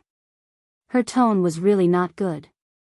Wei Lan pursed her lips, feeling a little dissatisfied. She was Nie Shuang's woman, and Shao Yi was Madame De's woman. In the beginning, everyone was the same and got along well with each other. After all, the two bosses had repeatedly instructed them to get along harmoniously and not to fight among themselves. Therefore, the girls in the shop were quite friendly. After all, they were all carefully selected. At least, they did their best to treat the customers. But as time passed, conflicts arose. Among the three owners, Gu Yundong had never appeared, even though Nie Shuang and Madame Dai seemed to think highly of her. However, everyone still knew that this boss did not have much power. In addition, they did not know her, so they did not know her personality. Naturally, in everyone's hearts, she was not as prestigious as the other two bosses. Moreover, Nie Shuang and Madame Dai had brought many people with them. Boss Gu only had Su Qing. Su Qing's family background was not particularly good. Therefore, gradually, the shop was divided into several factions. In the beginning, Wei Lan thought that Su Qing was alone and would probably be ostracized by everyone. She did not expect her to be so popular, especially with the few old women in the kitchen. Therefore, even though she seemed to be alone, the people in the shop did not become enemies with her. Everyone seemed to be harmonious with her. During this period of time, everyone's mental state had more or less changed. As for Shao Yi, she had the biggest change in temperament here. Because she felt that she belonged to Madame Dai and was superior to others. If you find any errors, ads pop up, ads redirect, broken links, non-standard content, etc., please let us know your report so we can fix it as soon as possible. Chapter 838, she said thank you. Wei Lan did not like her very much, but she did not dare to offend her. The balance between the three bosses was very important. If she broke this balance, she would probably not be able to stay here anymore. Sighing inwardly, Wei Lan brought the menu to the kitchen and got someone to quickly prepare the food. When it was done, she personally carried the tray over. The round-faced girl arranged for Gu Yundong and the rest to be in a private room with a carpet and toys. Gu Yundong regretted it the moment she entered. This place was suitable for Kiki to come over at her age. The two kids were a little old after going to school. Just as she thought this, she saw Yunshu and Yuanzhi go in happily. Then, they started playing with the puzzles. I've solved the puzzles several times. Then why are you still playing? I want to challenge speed. I want to see how quickly I can solve it. Last time, I saw that the headmaster did it in less than 5 minutes. I want to be faster than him so that I can go to the headmaster and show off. Gu Yundong, your aspirations are really too great. This private room is not bad. After the round-faced girl left, Eldest Aunt Gu felt much more at ease. She looked around the private room and seemed to like it very much. Especially when she saw the two children playing on the carpet, she was even more satisfied. Yundong and her sat on the sofa at the side. This is just one type of the sofas. When this place closes, it'll bring Eldest Aunt to check all the private rooms. Why would I need it? Of course. After all, I haven't seen all of them yet. Eldest Aunt Gu smiled and pointed at her. So you want to go yourself? The two children who were playing over there also heard it. We want to go too. You're going back to the county in a few days. There's no chance. Yunshu quickly stood up. Then there's no time like the present. Let's do it today. Let's wait here until closing time and then look at every room. You're really impulsive. Let me think, it was mainly because Su Qing happened to be resting today and the others in the shop did not know her. They had seen the old women in the kitchen. After all, she was the one who taught them how to make milk tea. It just wasn't convenient. Moreover, the shop closed relatively late. They didn't tell their family when they came out today, and their family might be worried. Just as she was thinking about it, there was a knock on the door of the private room. Yundong looked up. Come in. Wei Lan opened the door and walked in with a tray. She smiled and placed the things on the table. Then, she said, this is the milk tea, osmanthus tea, and osmanthus cake that the customer ordered. As for double skim milk and the other two snacks, please wait a moment. Thank you. Yundong smiled and nodded at her. Wei Lan left the room and paused for a moment before turning to look at the closed door. There were really too few madams and young ladies who said thank you. They were used to being served by the people around them and had already taken it for granted. This girl. Her smile was beautiful, and her voice was pleasant. Especially when she thanked her, it actually made her feel like her work had been acknowledged. Wei Lan felt that this girl was not like what Shao had said at all. She wasn't from a dilapidated family who did not know etiquette and only knew how to imitate others. She even had an aura that was stronger than Wei Lan's young lady. Wei Lan walked back to the counter, and Shao came over again. How is it? I told you, they're in the private room. Are they looking around like they've never seen the world? Chapter 839, Demanding a Beating. Wei Lan was a little annoyed. Was there no end to this? She was just a guest. Why did she have such a big opinion? She had never had an unhappy conflict with her, right? I'm asking you a question. Answer me. Shao tugged at her. Wei Lan secretly took a deep breath and quietly pulled back her sleeve. She said calmly, no, be it that girl or the others, they're all quite easy to get along with. They're very polite.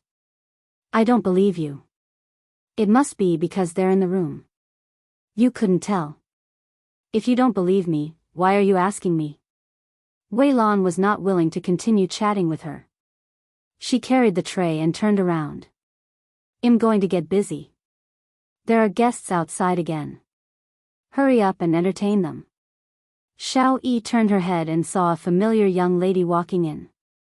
A smile suddenly appeared on her face and she hurriedly went up to her. Wei Lan shook her head and went to the kitchen to bring the other snacks from Yundong's room. When she walked into the room, she saw her picking up the teapot and pouring tea for Dafeng. Wei Lan took another look. She was indeed not as elegant, slow, and dignified as the young ladies of other rich families. She looked very casual. Miss, here are your tea and snacks. Please enjoy. Yundong thanked her again. When she was arranging them, he asked casually, what's your name? Miss, my name is Wei Lan. Wei Lan. Yundong murmured softly and continued to ask, how does it feel to be a shop assistant here? Yesterday, she came over to check on the guests' reactions. Today, she wanted to understand the thoughts of the staff working here. Wei Lan stopped what she was doing and looked up with a smile. Of course it's good. Our new tea pavilion is the only shop in the entire Shuanhe prefecture that only sells milk tea to female customers. I'm very happy to be able to work here. Others are envious of me for becoming a female employee of new tea pavilion. Is that so? Yundong smiled and did not ask further. She turned around and called out to the two people who were still working hard to solve the puzzles. Everything is here. Hurry up and wash your hands. Otherwise, it will get cold later. Yunshu had just finished the last puzzle, but it had been a long time and he felt a little defeated. Yuanzhi patted him on the shoulder. It's okay. Let's work harder. You have to think like this. The teacher is so many years older than you. When you reach the age of the teacher, you will definitely be able to solve it faster than him. Yunshu was instantly comforted. His eyes lit up as he said, that's right. The teacher is already so old. His hands are much older than mine. Then, he shook his chubby hand. He had been eating a little too much recently, and his hand was no longer flexible. The corners of Yundong's mouth twitched. In your eyes, are all people over the age of 10 old? This brat really deserved a beating. He was not cute. She urged him, aren't you going? I'll go now. The two of them hurriedly stood up. Weilon quickly said, I'll bring the two young masters over. Most of the guests in this house were guests who brought their children over. They were afraid that the children would overturn the basins when they ran, so the basins were not placed inside. Weilon opened the door and led Yunshu and Yuanzhi out. There was a washroom in the courtyard. Yunshu walked on the steps and wanted to wash himself, but Weilon had already taken a wet handkerchief to wipe his hands. Yunshu was still a little embarrassed, so he stood there obediently. When he was done wiping his hands, he said, Sister, when will new Tea Pavilion close? Chapter 840, Brainwashed by Yunshu. Weilon was stunned for a moment. Little master, why are you asking this? She had already wiped Yunshu's hands. She got up and wrung the towel because she wiped Yuanzhi. We want to take a look at the other rooms after closing when there are no customers. As soon as he finished speaking, Yuanzhi said, Cousin said that she wanted to consider it, but she didn't agree. Yunshu snorted. I will definitely convince her.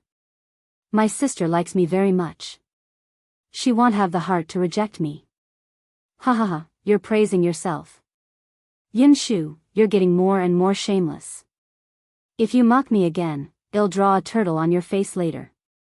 Thick-skinned, he, Yunshu pretended to cover his mouth.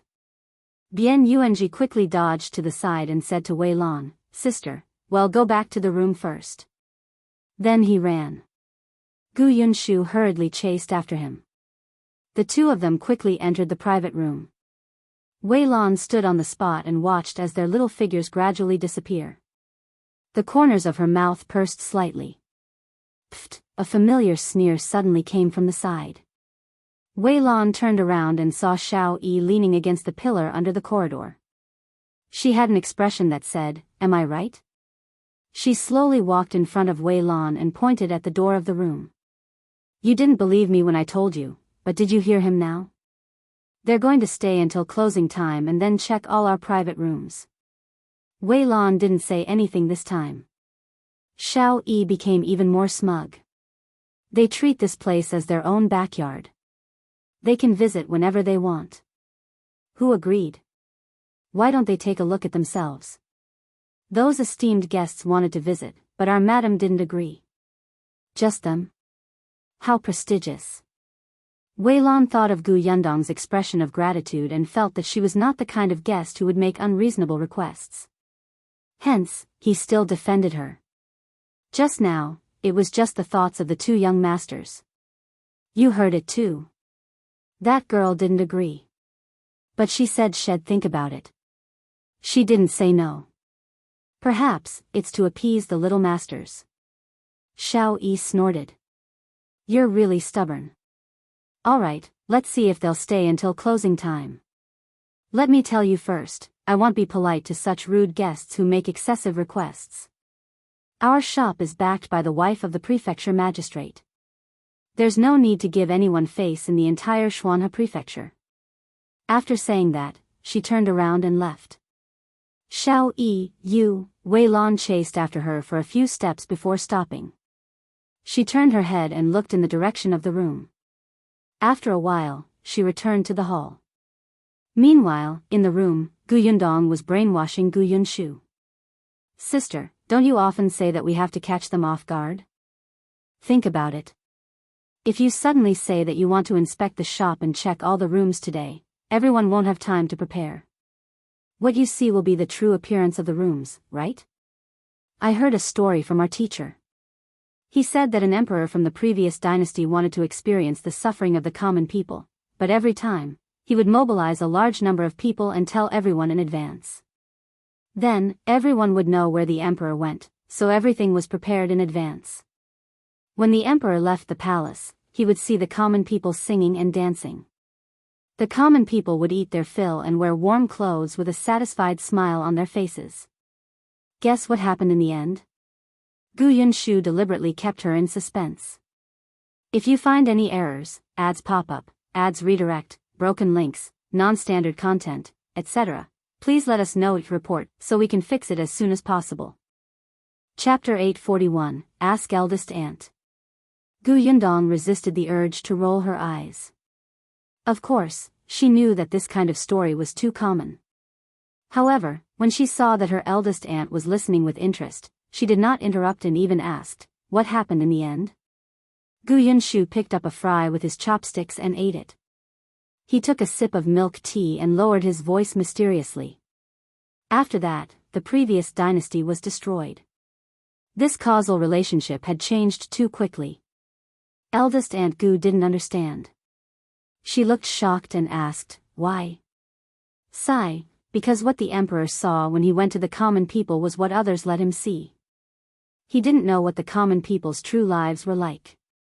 He felt that everyone was living well. There were no corrupt officials in the royal court, and the common people were well fed. Then, as the emperor, he didn't need to do much.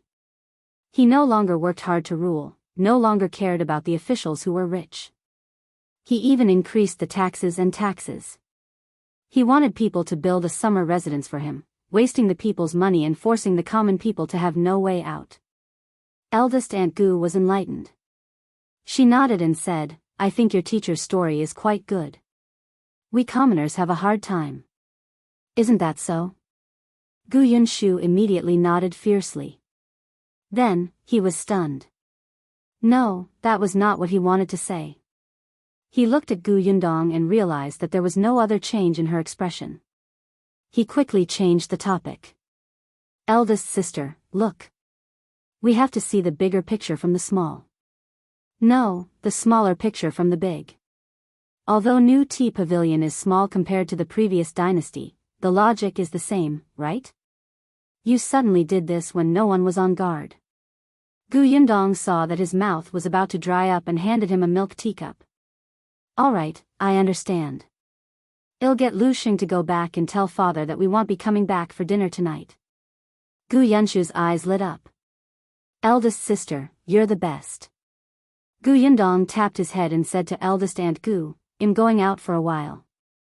It was not suitable for men to enter new Tea Pavilion, so Yundong asked Xiong, who had driven over, to rest at the tea stall beside him. The business of this tea stall was very good now. There were especially many coachmen like Xiong who sent Miss and Madam to new Tea Pavilion. Yundong returned after instructing Xiong. However, when she passed by the counter, she felt an unfriendly gaze. She turned her head to look, and the other party immediately put on a smile. Yundong raised her eyebrows. This seemed to be the person who had ordered for them previously. She lowered her eyes and suddenly smiled. Yunshu, that brat, had a point. Shao maintained her smile. After Yundong left, she snorted. She would wait for 2 hours to see if the stranger would leave. If the stranger did not leave, she would have to ask her to leave. Yundong returned to the room and saw Yunshu showing off to Yuanzhi. "I told you that my elder sister dotes on me the most. Look, I just told her a story and she agreed. It made the other stories I prepared useless." Yundong could not help but knock him on the head. On the other hand, Eldest Aunt Gu could not help but ask, "You've been here all afternoon. Will it delay your work?" She knew that Yundong was very busy now. There were many things to do in the shop and workshop. I won't delay. I can take this opportunity to rest. In fact, when she went out just now, she was still wondering if she should take down the brush and paper from the carriage to take a look. However, she instantly dismissed this thought. I happen to have something to ask you. If you find any errors, ads pop up, ads redirect, broken links, non-standard content, etc., please let us know each report so we can fix it as soon as possible. Chapter 842, Chasing Gu Yundong Away. What is it?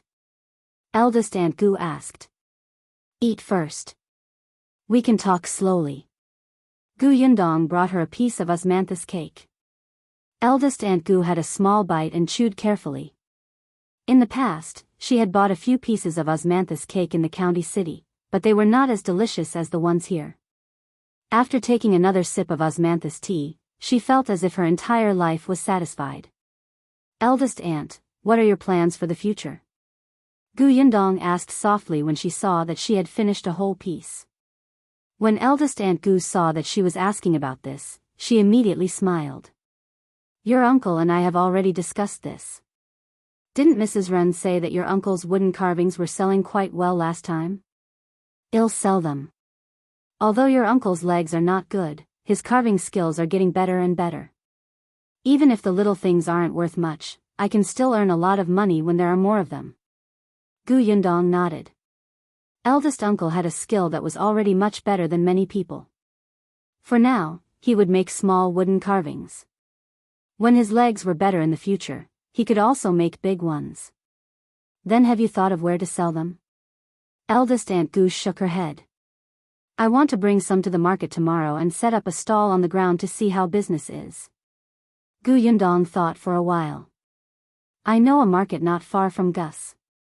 It sells flowers, birds, calligraphy, paintings, and so on. The environment is not bad. Aunt, you can go there and take a look first. The small wooden carvings were also a work of art. There should be a market there. Eldest Aunt Gus' eyes lit up. Really? At first, she thought of finding a random place at the entrance of the market. In the past, when she was in Yongning Prefecture, there was no market in the county city to sell flowers and birds. Perhaps she couldn't come into contact with it, so she didn't know. Yes, the flowers in my mother's courtyard were bought at that market. The mother and daughter who sell flowers should still be there. The little girl's name is Shao Yuan. If Eldest Aunt encounters her, you can accompany each other. They're quite good people. Eldest Aunt Gu was even happier. She hadn't even gone to the market, but she already had a companion. If there was anything she didn't understand, she could ask them. In the end, she had never walked around the prefectural city here. She was more or less worried, afraid that she would not be able to speak to the people in the prefectural city. Gu Yundong asked her about the price again. The price that Eldest Aunt Gu and her husband set was really too low. This was the prefectural city, so they could still raise the price. Moreover, although Bien Han's craftsmanship was not as good as a grandmaster's, he was serious and meticulous. Every small wooden carving was done diligently, and the quality was definitely not a problem. Eldest Aunt Gu was actually not good at doing business, but she would ask. As Gu Yundong chatted with her, she slowly felt that she had become much more straightforward. As expected, Eldest Aunt Gu was still the same Eldest Aunt Gu as before. Knock, knock. Just as the two of them were deep in conversation, there was a knock on the door. Gu Yundong's voice stopped abruptly. He frowned slightly and looked in the direction of the private room's door. Gu Yunshu had already rushed over to open the door. He was stunned when he saw Shao Yi standing in front of him. May I ask what's the matter? Shao Yi still had a smile on her face and her attitude was still polite. She stood at the door and looked at Gu Yundong. Miss, it's already 3 p.m. 3 p.m.? So what? All right, I understand. Gu Yundong smiled and nodded gently. If you find any errors, ads pop up, ads redirect, broken links, non-standard content, etc., please let us know each report so we can fix it as soon as possible. Chapter 843, Fight. Shao Yi saw that she was pretending to be stupid and did not know what was good for her, so she simply made it clear. Miss, it's like this. Ever since our new tea pavilion opened for business, there have been many customers every day. Whether it's the hall or the room, it's filled with people. Especially after noon, some customers still have to wait for seats. Yundong frowned, but Shao Yi continued to smile and said, it's the most crowded time now, so there's no room. A madam had tea and snacks in this room last time and was very satisfied. Today, she came over and asked us for this room again. Yundong looked at her with a faint smile. How strange. There was actually someone who chased away guests. Yunshu scratched his head and looked up at Shao Yi. Didn't you tell that madam that there are already guests in this room? Shao Yi lowered her head to look at him, then continued to look at Yundong and said, Miss, look, you've been here for nearly 4 hours. Yunshu was enlightened and could not help but widen his eyes. So you want to chase us away? He quickly turned around and walked to Yundong's side. Eldest sister, she is a bad person. Shao Yi was so angry that she almost fell backward. This stinky child. Yundong saw that she could not maintain the smile on her face and finally said, but we haven't finished eating. She had been talking to Eldest Aunt Gu just now and only eaten 2 pieces of osmanthus cake on the table. Yunshu had finished his fries, but Yuanzhi's chicken nuggets were still there. He wanted to eat them later. Shao Yi also saw the table in front of them and felt even more contempt in her heart. She did not expect them to eat so slowly just to stay here until closing time. She had really learned something. You can take the food back. As soon as she said this, Wei Lan ran over while panting. She pulled Shao Yi out. Do you know what you're doing? Is this how you treat guests? Then, she bowed apologetically to Yundong. Miss, I'm sorry. There were too many things to do. She was too busy. I'm really sorry. Wei Lan did not expect that Shao Yi would really come here to chase away guests when she only went to the toilet. From the first day they came here as workers, Madame Dai and Miss Nia had emphasized that they were not allowed to be rude to guests or chase them away. They tried their best to satisfy the customers' needs. If they made rude requests, they had to reject them tactfully. Only those who were really unreasonable would be chased out and not be allowed to step into new tea pavilion from now on. However, this girl had never done anything out of line. She had brought 2 young children with her, but they did not cause a commotion to affect the other guests. It would be unreasonable for Shao Yi to chase them away like this. She lowered her voice and warned her, don't go overboard. It won't do you any good to offend the guests. What's there to be afraid of? We have Madame Dai. At this moment, Yundong had already stood up and was walking towards the door when she heard this. Therefore, this person was with Madame Dai. As expected, the conflict still emerged. Shao Yi refused to leave. Wei Lan tried to pull her a few times but to no avail. At this moment, a scream suddenly came from the hall in front. Following that, the round-faced girl from before ran over and called Wei Lan and Shao Yi. Sister Lan, Sister Shao Yi, bad news. Someone is fighting in front. What? Wei Lan and Shao Yi were shocked. If you find any errors, ads pop up, ads redirect, broken links, non-standard content, etc., please let us know each report so we can fix it as soon as possible. Chapter 844, Inquiry. Wei Lan immediately ran to the front hall. Shao Yi paused for a moment and turned to look at Yundong. She quickly followed the round-faced girl. Yundong stood where she was and was silent for a moment. Then, she said to Eldest Aunt Gu, who was standing behind him, Aunt, rest here first. I'll go over and take a look. I'll go with you. No, I'll be right back. With that, Yundong strode towards the main hall. Just as she turned around the large screen in the hall, she heard a commotion. There were many people in the hall. Some of them had already stood up and retreated to the side to watch the commotion. Yundong glanced at them. These people were very interesting. They were still holding cups and snacks in their hands, as if they were afraid that they would lose the food. The troublemakers should be 2 rich wives.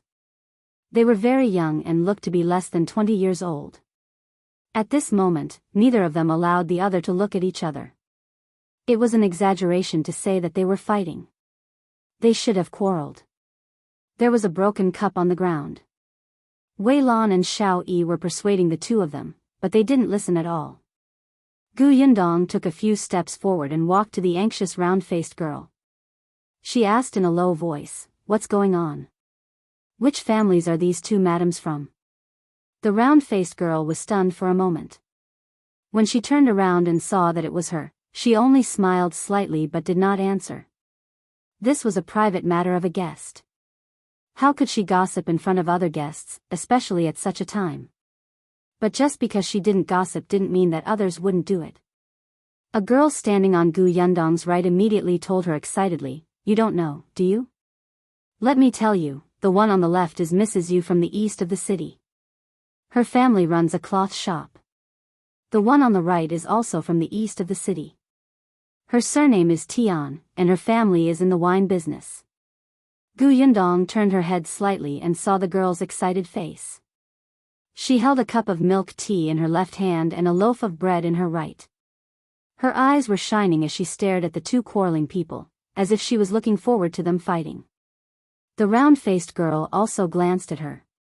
Perhaps because of her status, she did not say anything. On the other hand, the girl happily shared the gossip with Yundong. It said that Mrs. Yu and Mrs. Tian had a good relationship when they were young, but later on, they became worse and worse. They hated each other. If any family invited them to a birthday banquet, as long as one of them went, the other would definitely say that they were sick and would not go. Unless they had to, they would not see each other no matter what. You know them quite well. Yundong could not help but want to laugh. The girl was still a little proud. That's right. I don't have any good points, but I know a lot of things in this prefecture. Yundong was speechless. This girl was an informant. "Miss, what's your name?" "My last name is Bao." "You're really inquisitive. You didn't let this surname down at all." Yundong was speechless. Miss Bao continued, "Only this new tea pavilion has delicious food and comfortable places. This milk tea is even more novel. It made these 2 madams who don't like each other come over every day. They were fine before, but I didn't expect them to fight today." As Miss Bao spoke, she shook her head. "Is it because Madame Dai and Nie Shuang are not around that they've become bolder?" When Yundong heard her mention Nie Shuang's name, she could not help but glance at her. "If you find any errors, ads pop up, ads redirect, broken links, non-standard content, etc., please let us know each report so we can fix it as soon as possible." Chapter 845, My Surname Is Gu. So, why did they quarrel? Miss Bao pointed at Mrs. Yu and said, "Although these 2 people don't mind appearing in New Tea Pavilion at the same time, Mrs. Yu used to sit on the 2nd floor. Today, she sat on the 1st floor. Moreover, she sat in the seat that Mrs. Tian usually sits in." Yundong's mouth twitched. So they were arguing? Miss Bao seemed to have seen through her thoughts, so she nodded. "Although it's a small matter, haven't they been resentful for a long time? Wouldn't they start arguing with a reason?" She even dropped the cup. These 2 families were both merchants, and they were just ordinary merchants. They did not pay much attention to the rules, and they were both married. Therefore, they could quarrel in such a place. If they were like the Nye family, they wouldn't dare to quarrel with others in public. Even if they got married, they would be criticized. Miss Bao took another sip of milk tea and enjoyed being a bystander. In the end, she suddenly remembered and turned to ask Yundong, "By the way, I still don't know your name. I've never seen you before." Yundong laughed. "Didn't you say that you know everything about Shuanha Prefecture?" That was not cute. Wouldn't she have to inquire about it before she knew everything? "My surname is Gu." With that, Yundong walked towards the 2 people who were still arguing. Miss Bao frowned and pondered. Gu? Which family was she from? She had no impression of her at all. Just as she was about to ask more carefully, she looked up and saw that Yundong had actually gone between the two of them. She was so shocked that she almost lost grip of her milk teacup. What was she doing in their midst? Couldn't she just watch from the side? She was not the only one. Shao, who was standing in front, was also stunned when she saw her coming over. However, she quickly reached out to hold her back. What are you doing here? It's already messy enough here. Yundong pulled her arm back. Shao staggered and almost lost her balance. On the other side, Wei Lan did not notice that she was raising her voice and saying to the two of them, Mrs. Yu, Mrs. Tian, calm down first. Let's talk slowly. I can't talk slowly. She was the one who threw the cup at me. She clearly wanted to murder me. You're really shameless. Who wants to harm you? You were the one who came to find trouble with me first. You took my place first. Your place? What a joke. Do you own this new tea pavilion? Did you buy this seat? It was originally reserved for whoever arrived first. You're amazing. You even want others to specially save it for you. You usually sit on the second floor, but today, you chose to sit on the first floor and even occupied this seat. You're clearly provoking me on purpose. The two of them argued more and more fiercely, neither giving in to the other. Yundong had a smile on her face. She stopped behind Wei Lan and patted her shoulder. Wei Lan's mouth was dry, but the two of them ignored her and continued to argue as they got closer and closer. If they were not careful, their fingernails would have scratched each other. Wei Lan immediately turned around when she was patted on the shoulder. She was even more surprised to see Yundong walking over. Go to the kitchen and find two strong old women, Yundong said. Wei Lan was stunned for a moment before she smiled bitterly. Miss, go back to the private room. I'll give you an explanation when I'm done. She thought that Yundong was still angry about what happened before.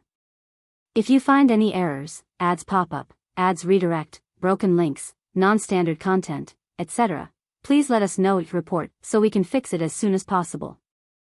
Chapter 846, She's Boss Gu.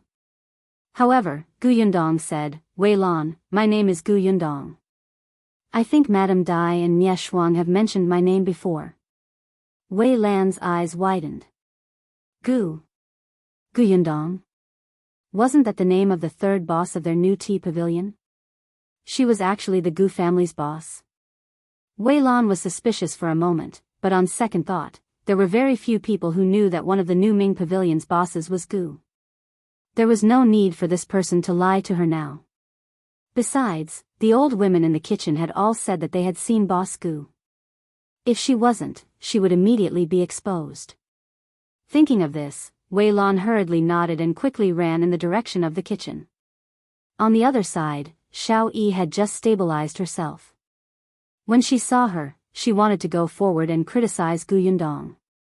Unexpectedly, Wei Lan did not see her at all. Instead, she bumped into her as she ran, causing Shao to take a few steps back. She pressed her hands against the edge of the table and barely managed to stand. She was instantly furious. She swung her painful fingers and said angrily, Wei Lan, what's wrong with you? Hiss. Wei Lan returned very quickly with two old women behind her. Two old women squeezed into the crowd. When they saw Yundong, their eyes lit up. Boss Gu. When Wei Lan heard this, she finally believed it completely. Her eyes were filled with excitement as she hurriedly greeted respectfully, Boss Gu. She really did not expect that the rumored mysterious Boss Gu would actually appear in front of her. She even thanked her. For some reason, Wei Lan's face was a little hot. Thinking about what she had done today, she didn't seem to have done anything rude, right? As for Shao, forget it, let's not think about it anymore. These were not things she should worry about. Boss Gu definitely knew. The most important thing now was to quiet down the two arguing madams. The new tea pavilion had already become a place to watch the commotion. Afraid that Yundong did not know their identities, Wei Lan quickly went forward and planned to explain to her in advance. But Gu Yundong had already reached out and instructed the two old women to pull Mrs. Yu and Mrs. Tian away. Since the boss had given the order, the two old women naturally had nothing to hesitate about. They immediately hugged the two quarreling customers, who were about to attack, and dragged them back. Mrs. Yu and Mrs. Tian were stunned. They did not expect someone to dare to attack them. They turned around and realized that it was an unfamiliar old woman. They immediately stopped arguing and struggled slightly. "What are you doing? Who are you? Let go of me. Let go." Only then did Gu Yundong step forward. Her voice suddenly rose as he called out to the left, "Mrs. Yu." Mrs. Yu was shocked and subconsciously stopped talking to look at her. Gu Yundong raised her voice to the right. "Mrs. Tian." Mrs. Tian also looked at her. The two of them were finally not as noisy as before. The entire hall fell silent because of Gu Yundong's voice. Shao Yi's fingers no longer hurt. When she looked up, she realized that Gu Yundong was in control of the situation in front of her. She was instantly dissatisfied. She was standing far away just now and the two madams were arguing fiercely, so she did not hear the two old women call Gu Yundong boss. At this moment, they saw that this strange person was actually bossing around in her shop. She was too shameless. The two old women from the kitchen were even listening to her. Had they forgotten who was the master? Shao Yi wanted to step forward, but Gu Yundong was already smiling at the two madams. "Mrs. Yu, Mrs. Tian, are you dissatisfied with our new tea pavilion? If you find any errors, ads pop up, ads redirect, broken links, non-standard content, etc., please let us know it report so we can fix it as soon as possible." Chapter 847, She Wants to Subdue People with Virtue. As soon as he said this, the two of them, who had wanted to speak, immediately choked. Gu Yundong was still smiling. In fact, she really wanted to get someone to take them out. How much business had their troubles delayed the shop? It would be easy to take them out. But she couldn't. She ran a shop. There were so many people watching here. How could she use violence? If she gave people the impression that her shop was fierce and would chase customers out when things didn't go their way, others wouldn't dare to come. Therefore, she wanted to convince people with virtue. She asked again, "Do you have any dissatisfaction with our new tea pavilion?" Mrs. Yu and Mrs. Tian suddenly came back to their senses and hurriedly shook their heads. "No, we are not dissatisfied with the new tea pavilion. We are just dissatisfied with her." Who would dare to be dissatisfied with the new tea pavilion? However, they were indeed arguing and fighting in new tea pavilion. The two of them suddenly reacted and instantly broke out in cold sweat. Gu Yundong continued to smile. Oh, they had a tacit understanding. Even their words were the same. "Since you don't have any dissatisfaction, why don't you calm down and talk about it slowly? Arguing hurts the mind. If you get angry too much, it's easy to get old. You two ladies are both young, beautiful, and outstanding. It's not worth getting angry over such a small matter, right? Just treat it as giving face to new tea pavilion. Sit down and talk slowly, okay?" Gu Yundong gave them a way out and the two of them left. Now that they had woken up, they finally understood where they were. This was Madame Dea's place. A family like theirs did not dare to cause trouble. Therefore, although she still looked angry, she did not argue anymore. Seeing this, Gu Yundong turned to Wei Lan and said, "Bring the two madams to the room and serve 2 cups of osmanthus tea to calm down." It was naturally not appropriate to solve the problem in front of everyone. Yes. Wei Lan secretly heaved a sigh of relief and quickly led the two of them to the side room. The two old women also let go. Only then did Gu Yundong say to the remaining people, "We've disturbed everyone today. Please forgive me. In order to apologize to everyone, I got someone to prepare some trinkets and let everyone bring them back later. Don't stop coming again because of such a small matter." She spoke eloquently and promised to give him something. Although it might not be worth much, this attitude made people feel very comfortable. Not to mention that they didn't dare to really blame New Tea Pavilion, but they had come over to drink tea and rest when they were disturbed. Their good mood was gone, so they naturally had a grudge. What's more, there was no lack of madams with husbands or sons in high positions present. They did not have to give Madame Dai face. They only pursued this quiet and comfortable environment. Gu Yundong's words really made the madams who were about to leave stop. To be honest, the refreshments here were really delicious and novel. They didn't know what the trinkets were, but they were actually looking forward to it. Gu Yundong asked the round-faced girl to clean up the place first before she excused herself and left. As soon as she left, the people in the hall suddenly reacted. This girl. Who was she? Was she a new employee in this shop? But her clothes didn't look like it. On the other hand, Shao was stunned for a moment before she hurriedly caught up with Gu Yundong. Stop right there. Who are you? Who asked you to be in charge of our shop? You even gave us trinkets. You're really... Gu Yundong turned her head abruptly and scanned her face with her sharp and cold gaze. Shut up. I'll settle the score with you later. If you find any errors, ads pop up, ads redirect, broken links, non-standard content, etc., please let us know your report so we can fix it as soon as possible. Chapter 848, Listen to Me. Shao was stunned by her cold gaze and stood rooted to the ground. She had only dared to speak ill of others behind their backs. Even if she chased the guests away, it was only because her heart was too arrogant for a moment. It was her first time doing it. Now that Gu Yundong was looking at her, she felt inexplicably flustered. Gu Yundong had already walked into the room. As expected, Mrs. Yu and Mrs. Yu sat on two sides and did not speak to each other. Wei Lan persuaded them softly and poured them tea. When they saw Gu Yundong enter, they immediately turned their heads away. Just now, Wei Lan had already said that this person was the owner of New Tea Pavilion. They had met Madame Dai and Mie Shuang before. This was indeed the first time they had seen this boss Gu, who was rumored to not even have come on the day of the opening. Gu Yundong sat down in front of the two of them and smiled. All right, there's no one else here. You can tell me what happened. Mrs. Tian was the first to speak. Boss Gu, I'm not an unreasonable person. No one wants to cause trouble for New Tea Pavilion. It's just that Mrs. Yu is too much. Not only did she occupy my position, but she also mocked me. Her words are too unpleasant. Mrs. Yu sneered. What an interesting thing to say. That seat isn't yours. If you hadn't come to find trouble with me first, I wouldn't have bothered with you. But you're usually on the second floor.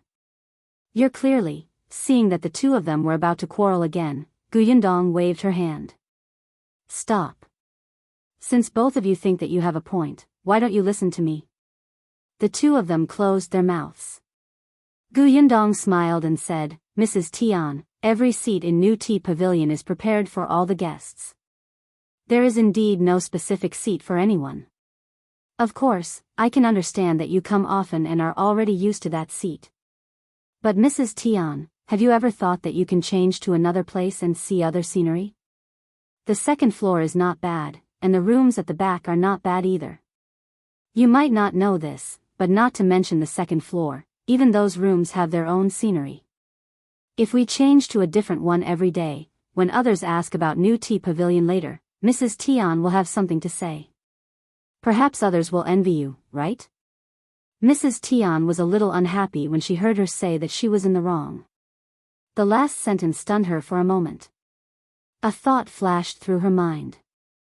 That's right, not many people came to New Tea Pavilion. She could come every day because her husband held power and her dowry was generous. The other sisters-in-law and concubines in the family, and even her mother-in-law, had only come twice. In the future, when the family asked, her mother-in-law would tell them how spacious and novel the hall was, how sweet and delicious the milk tea was, and how delicious and fresh the snacks were. After she finished speaking, no one would ask Mrs. Tian anymore. If she went through all the places in New Tea Pavilion, wouldn't she be surrounded like a star? In the end, she was just being vain. Seeing that she did not speak, Gu Yundong smiled and turned to look at another person. Mrs. Yu, why aren't you sitting on the second floor today? Mrs. Yu was stunned. Actually, she had been thinking about Gu Yundong's words just now. They seemed to make sense. Hearing her question, she glanced at Mrs. Tian and said, I was originally on the second floor, but there was someone I didn't like on the second floor today, so I came downstairs. There were many people downstairs at that time. It seems that that place is not bad. Who knew that Mrs. Tian often sat there? She usually came early and went straight to the second floor. The corners of Gu Yundong's mouth twitched. There are so many people who don't get along with you. If you find any errors, ads pop up, ads redirect, broken links, non-standard content, etc., please let us know each report so we can fix it as soon as possible.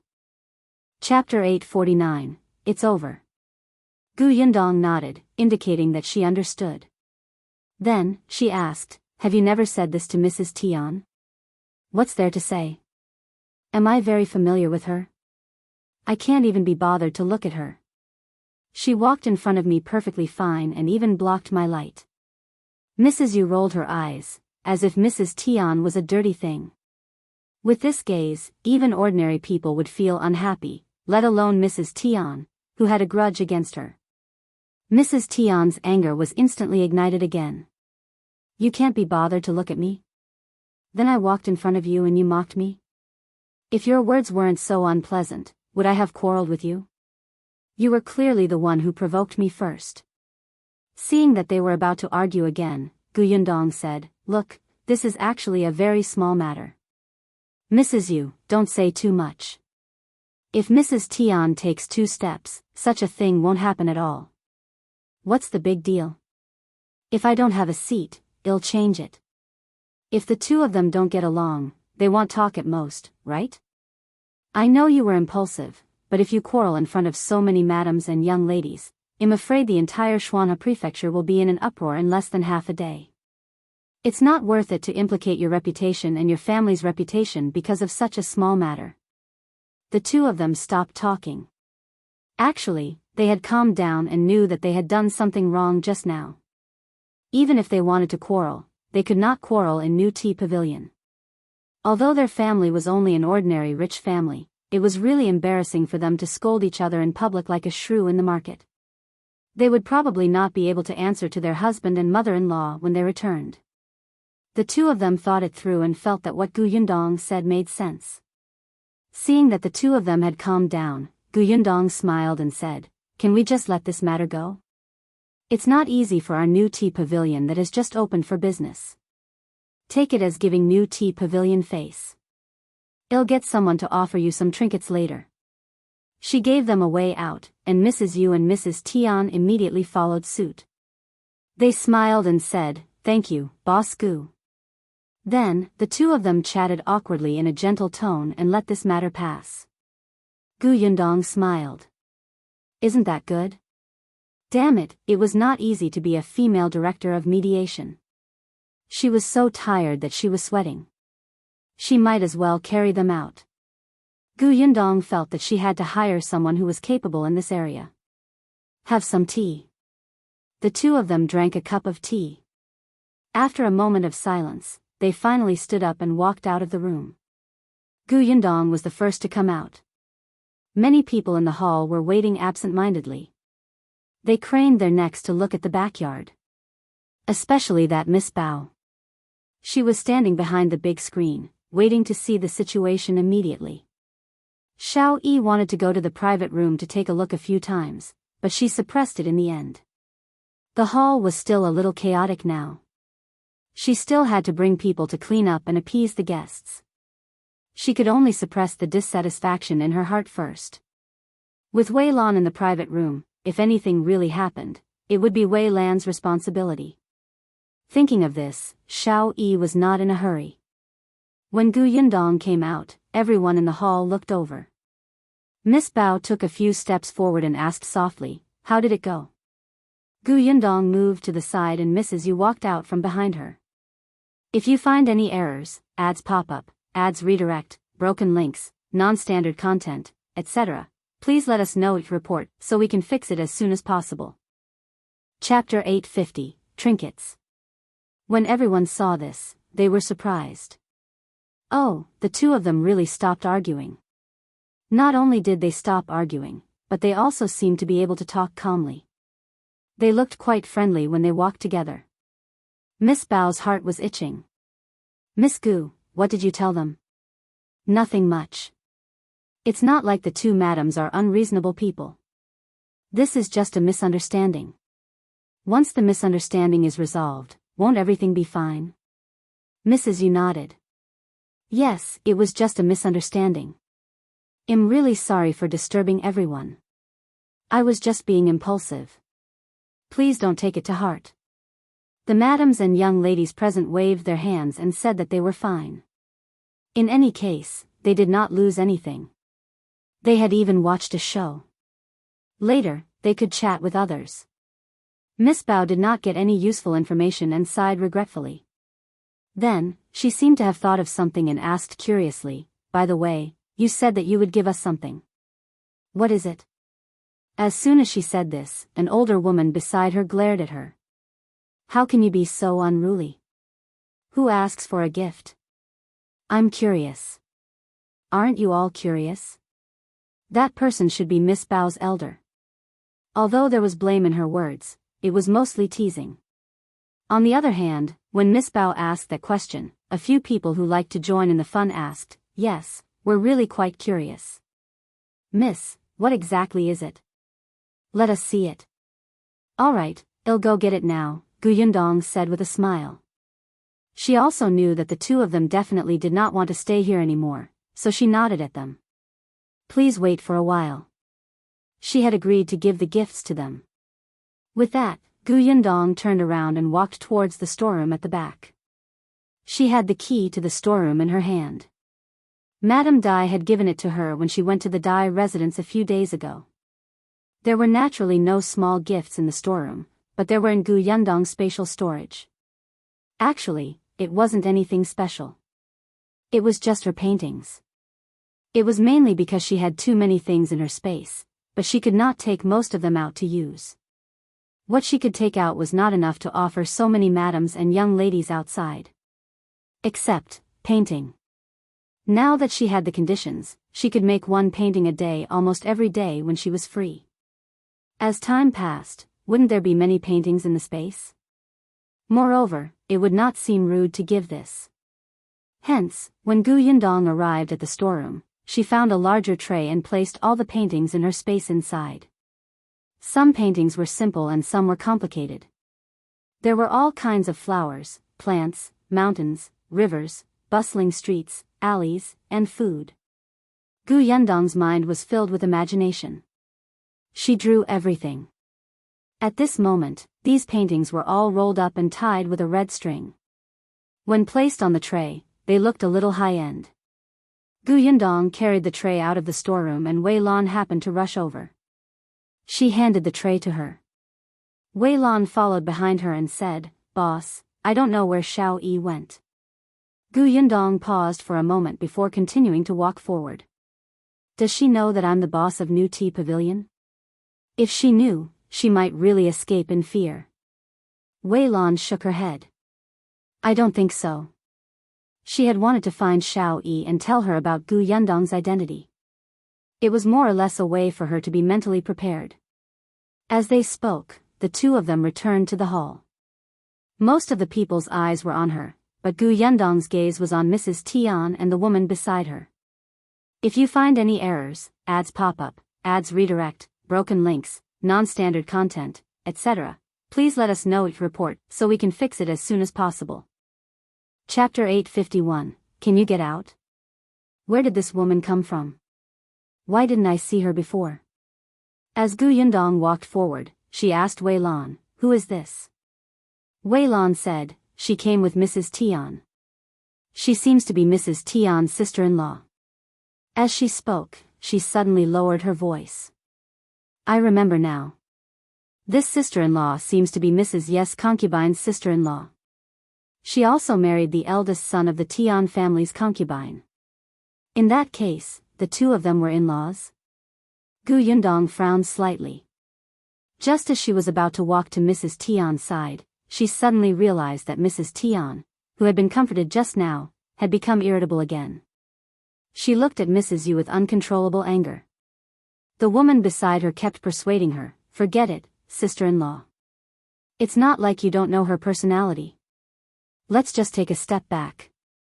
Anyway, I've already gotten used to what happened at home in the past." "Get used to it?" Mrs. Tian sneered. "You're a concubine's daughter, but I'm not.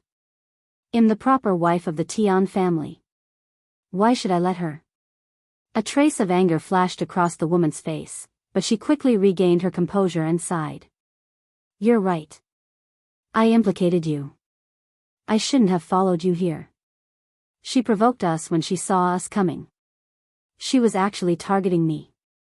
Otherwise, even if you didn't come, she would still find trouble with me. It has nothing to do with you. Sister-in-law, you don't have to take the responsibility. It's just that since things have come to this, the rest doesn't matter. I'm just afraid that it won't be easy to explain to your family when you go back. This matter will definitely spread everywhere. I'm worried that the rumors outside will be disadvantageous to you." Yundong's face turned ashen when he heard that. Alright, she knew that such a small matter would cause such a ruckus. The two rich ladies were arguing without caring about the occasion. It seemed like there was a troublemaker here. It wasn't easy for her to persuade them. She just went to the warehouse to get something. Was the fire starting to rise again? With her bad temper, it seemed like it would not work to convince people with virtue. Yundong stepped forward and patted the woman's shoulder. The latter turned around and looked at her in surprise. Yundong was still smiling, but her words shocked everyone present. "Can you get the hell out of here?" The woman's expression changed drastically. She suddenly stood up. "You, what do you mean? What do you mean? I don't care if you want to sow discord between Mrs. Tian and Mrs. Yu, but please leave this door before you speak." Mrs. Tian looked at her in surprise. The woman met her gaze and quickly denied it. "I didn't. What do you mean by sowing discord? I'm just worried about sister-in-law." Yundong did not have the time to argue with her. What did the Tian and Yu families have to do with her? The sisters-in-law started fighting. However, if they wanted to fight, they had to go home. "You want to use our new Tea Pavilion as a raft on the spot? Dream on." Yundong sneered. "Do you think everyone is a fool? Do you think I don't have a temper? Get lost, Wei Lan. Remember her. She's not allowed to come again." It was just a shop, but it had actually become a tool for others to fight openly and covertly. It would be strange if Yundong had a good expression. This woman thought that she had invited the two of them in with a good attitude just now because she did not dare to offend the guests or something. No matter what, the prefecture magistrate's wife was backing them up here. When it was time to be stubborn, Yundong would definitely not lower her voice and be nice. "If you find any errors, ads pop up, ads redirect, broken links, non-standard content, etc., please let us know it report so we can fix it as soon as possible." Chapter 852, Draw It Yourself. The woman's face turned pale. After a while, she looked at Yundong with tears in her eyes and said, "You, how can you malign me like this? You treat my sincerity as heartless. I know that I'm a concubine's daughter. You all look down on me." As she spoke, she covered her tears and ran out. Yundong did not even turn around. She looked up at Mrs. Tian, who seemed to be deep in thought. She was also very speechless in her heart. She did not expect Mrs. Tian to be easy to provoke. Her temper was too easily ignited. On the other hand, Mrs. Yu had been watching from the side. At this moment, she walked over and thanked Yundong. "Thank you. Actually, I also felt that this quarrel was a little strange previously. It turns out that there was a villain causing trouble." Someone beside them whispered, "That's right. When you guys were arguing, that person kept standing far away." Mrs. Tian immediately felt a little awkward. At this moment, she had gradually regained her senses. She immediately smiled dryly at Yundong and said, it's my fault for not recognizing people well and causing new Tea Pavilion to suffer. I'm sorry, everyone. Since she had a good attitude, Yundong naturally would not treat her coldly. Anyway, it was fine as long as she did not cause trouble in new Tea Pavilion. But it was impossible for Yundong to still have a smile on her face.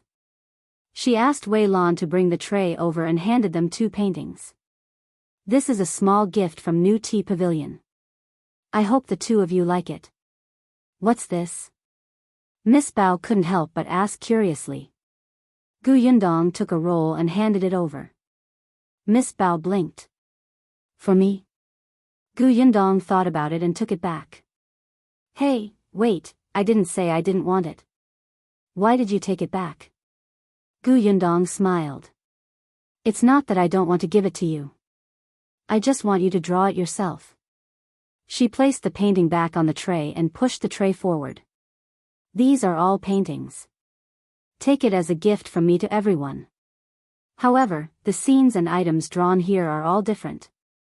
Some are simple, and some are complicated.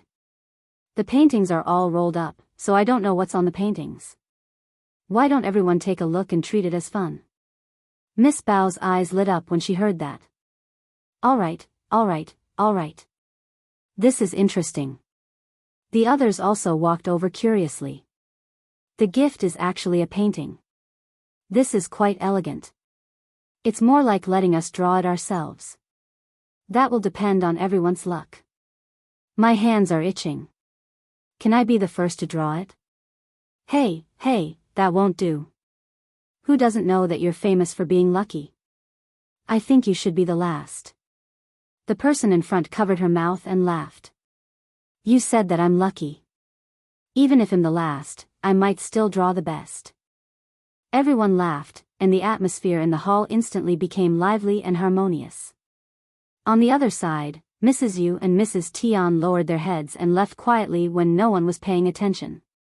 However, when they walked out of the door, they were suddenly stunned when they saw a person in the carriage at the door. Immediately after, the 2 of them smiled dryly and hurriedly greeted the person before leaving. As for whether they would come to New Tea Pavilion in the future, they did not know. In short, after Mrs. Tian returned, there would probably be no peace at home. Yundong naturally knew that they had left, but the atmosphere in the hall became more and more lively.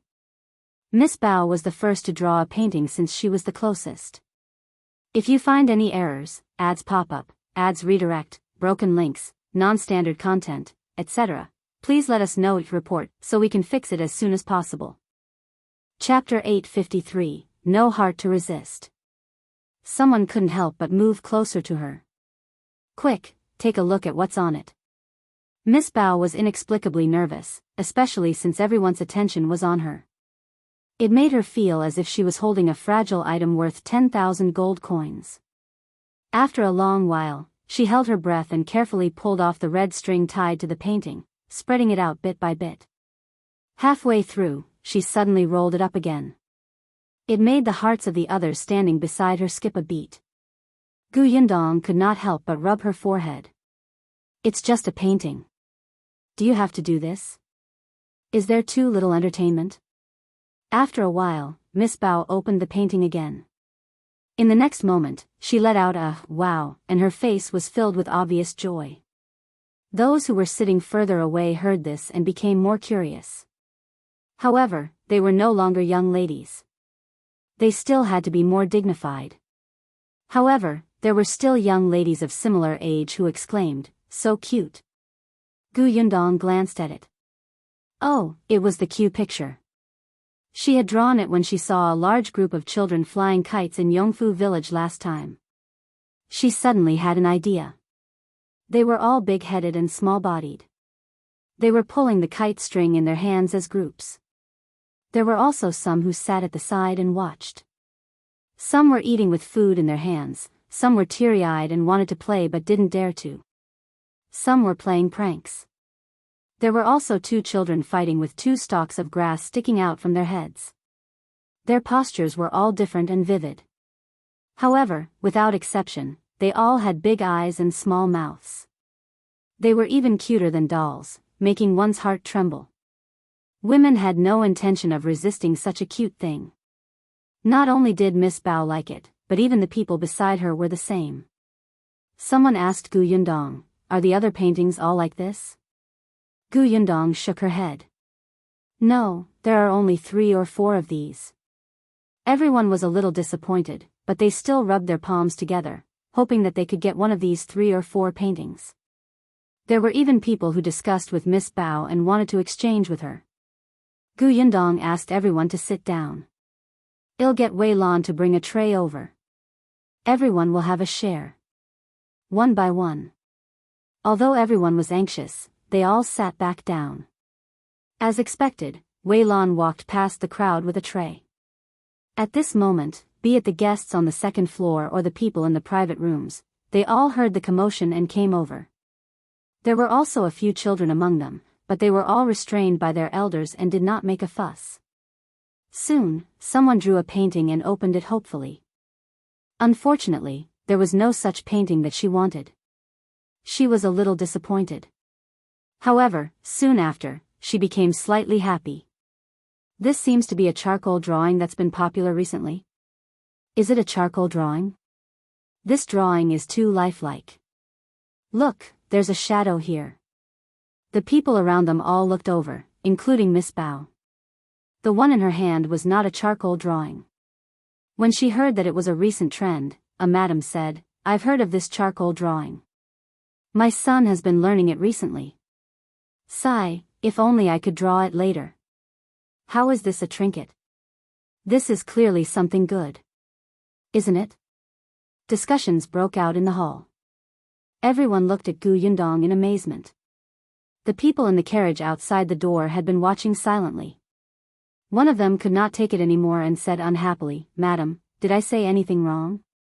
If you find any errors, ads pop up, ads redirect, broken links, non-standard content, etc., please let us know it report so we can fix it as soon as possible." Chapter 854, She's the Third Boss. I don't know where she came from. It's fine if she became the master of our new tea pavilion without permission, but she even became the master of the place. Wei Lan just had to listen to her as if she was the master and let her win people over. The person who spoke was Shao, who had disappeared earlier. At this moment, she was standing beside the carriage, and the person sitting in the carriage was Madame Dai. Shao originally wanted to stop Wei Lan, but when she thought about how Wei Lan had been going against her today, she felt especially uncomfortable. In New Tea Pavilion, the person with the highest chance of competing with her for power was Wei Lan. As for Su Qing, she didn't care at all. If she took this opportunity to make Madame Dai's impression of Wei Lan worse, wouldn't that be killing 2 birds with 1 stone? Coincidentally, Madame Dai had actually come this morning. Shao knew that she would go to a friend's house not far from here in the afternoon, so she simply ran over to look for her. When she returned, she happened to see Gu Yundong scolding Mrs. Tian's sister-in-law. She even chased away our new Tea Pavilion's guest and directly said that that person was sowing discord and offended Mrs. Tian and Mrs. Yu. This is too bad for our new Tea Pavilion's reputation. "Madam, you can't let her off." The more Shao spoke, the angrier she became. However, she did not hear Madame Dai's voice for a long time and was a little puzzled. However, when she looked up, she realized that Madame Dai was smiling. Shao was a little stunned. "Madam?" Madame Dai finally glanced at her. "Sowing discord? Isn't it what you're doing now?"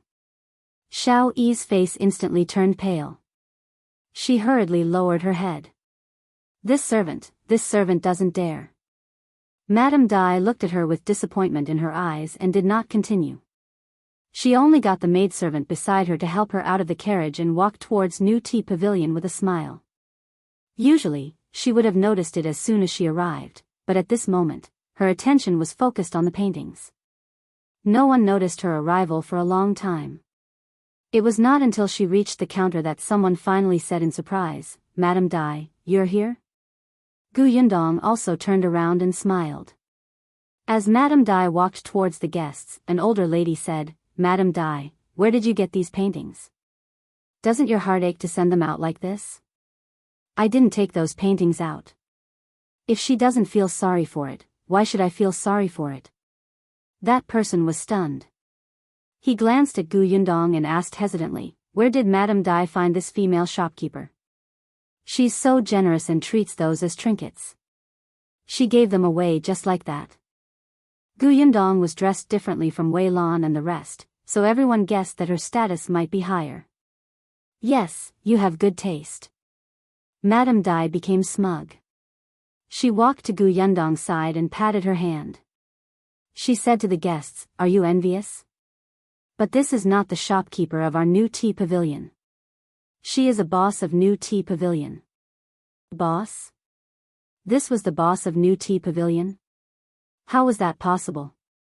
Although they had long heard that there were 3 bosses in new Tea Pavilion, the third one was too mysterious. They had never seen her before and she did not even come when the shop opened. As time passed, there were rumors that there was no third owner at new Tea Pavilion at all. There was only Madame Dai and Mie Shuang. However, they did not understand why those people had to fabricate a boss. They didn't expect that there really was one. Moreover, she had appeared in front of them at this moment. She was young but plenty of methods. She had even given them a trinket just now. If you find any errors, ads pop up, ads redirect, broken links, non-standard content, etc., please let us know it report so we can fix it as soon as possible. Chapter 855, You're actually such a Madame Dai. Everyone present looked surprised. Many people had already re-evaluated Gu Yundong's status in their hearts. Miss Bao was even more shocked. She actually didn't guess. Yes, Mie Shuang had said that the third boss of New Tea Pavilion had the surname Gu. Moreover, she came and went in the hall as she pleased and chatted happily. Why didn't she think in that direction? Miss Bao was extremely vexed. To think she said that she knew everything about the prefectural city. Her face hurt. However, among the people present, one of them was even more shocked by Madame Dai's words. Her face turned pale, and her legs were so weak that she could not stand. She sat on the ground. Why? How could that be? Was she the boss? The boss of the Gu family? Then why didn't she say anything? Was she deliberately watching her make a fool of herself? Wei Lan was the first to see it. Seeing this, she sighed inwardly and walked over to help her. Get up first. Later, go and apologize to Boss Gu. Perhaps Boss Gu won't make things difficult for you on account of Madame Dai. Shao suddenly pinched the back of her hand. Her neatly trimmed nails still scratched a bloody mark on the back of her hand. Hiss, Wei Lan cried out in pain. Shao, let go. However, Shao raised her head and looked at her with hatred in her eyes. You did it on purpose. You know that she's the boss of the Gu family, right?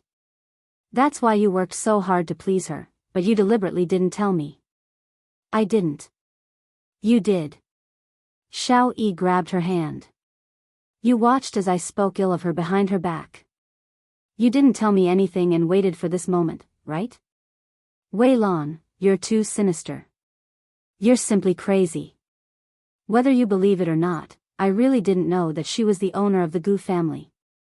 After I found out, I wanted to tell you, but I couldn't find you. You went to look for Madame Dai. Wei Lan pulled her hand back. Looking at Shao, who only had resentment in her eyes and did not know how to repent, she completely lost the desire to talk to her. She stood up and said coldly, You're on your own. Then, she walked towards Gu Yundong. At this moment, Madame Dai pulled Gu Yundong and introduced her formally again. This is the third boss of New Tea Pavilion, Gu Yundong. She is very busy, so she did not have time to come here after opening. If we had not written to her to urge her, she might not have come. She is so heartless to throw this shop to us. There was intimacy in her words, and she sounded even more serious. Everyone present could tell that this boss Gu had a very high status in New Tea Pavilion. Gu Yundong said helplessly, I'm not as heartless as Auntie says. Look, I came immediately after you sent me a letter. See how loyal I am to you. Madame Dai leaned closer to her and whispered, if you're really loyal, teach me how to put on your makeup another day. Gu Yundong was speechless. You're actually like this, Madame Dai. She smiled and nodded. All right. That's good. Madame Dai was instantly satisfied. Since you're here today, I have something to tell you. Let's find a room. Gu Yundong nodded. Madame Dai greeted everyone and excused herself. The others had the painting in their hands. They knew that the two of them had something to say, so they did not ask them to stay. Miss Bao wanted to know more about Gu Yundong. Unfortunately, she was glared at by her elders, so she could only find another opportunity. If you find any errors, ads pop up, ads redirect, broken links, non-standard content, etc., please let us know each report so we can fix it as soon as possible. Chapter 856, You Have Good Eyes. Gu Yundong and Madame Dai walked towards the backyard. However, when they reached the screen, she stopped in her tracks. Madame Dai asked, "What's wrong?" "I'll introduce some people to Auntie." Gu Yundong pointed at Yunshu and the others who were sitting on chairs and talking to someone not far away. They had agreed to let them wait in the room, but it seemed like they could not wait any longer. They had already come to the hall. Not only was he here, but he and Yuanzhi were also playing with two other children of similar age. The four of them leaned on the table and looked at a painting. Eldest Aunt Gu was watching them from the side. The other two children's families were also present. However, perhaps because they could not speak to Eldest Aunt Gu, they remained silent and drank tea and ate. When Gu Yundong and Madame Dai walked over, the two madams stood up.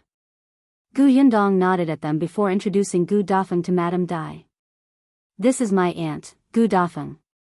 Madame Dai was surprised. "You found her?" She knew that Gu Yundong was looking for her eldest aunt and uncle. The last time Dai Wenhua went back, he did not mention this to her. That was why she was so surprised. Gu Yundong smiled. "Yes, I did." Then, she introduced Yunshu and Yuanzhi. Madame Dai looked at the two obedient young kids and could not help but say, "Are your younger siblings so lovable?" Yunshu nodded. "Auntie, you have keen eyes." Madame Dai was stunned. Then, she covered the corners of her mouth and smiled. She said to Gu Yundong, as expected, "He's your younger brother. It's obvious that he learned it from you." No, she was wronged. Gu Yundong held her forehead and instructed Yunshu and the rest to have fun. She had something to discuss with Madame Dai. Eldest Aunt Gu said, "Go ahead. I'll take care of them."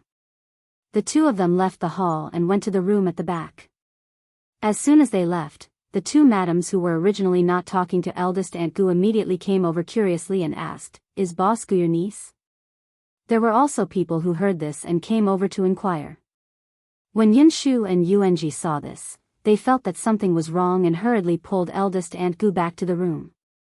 On the other hand, the two children had become familiar with Yunshu and followed her with their short legs.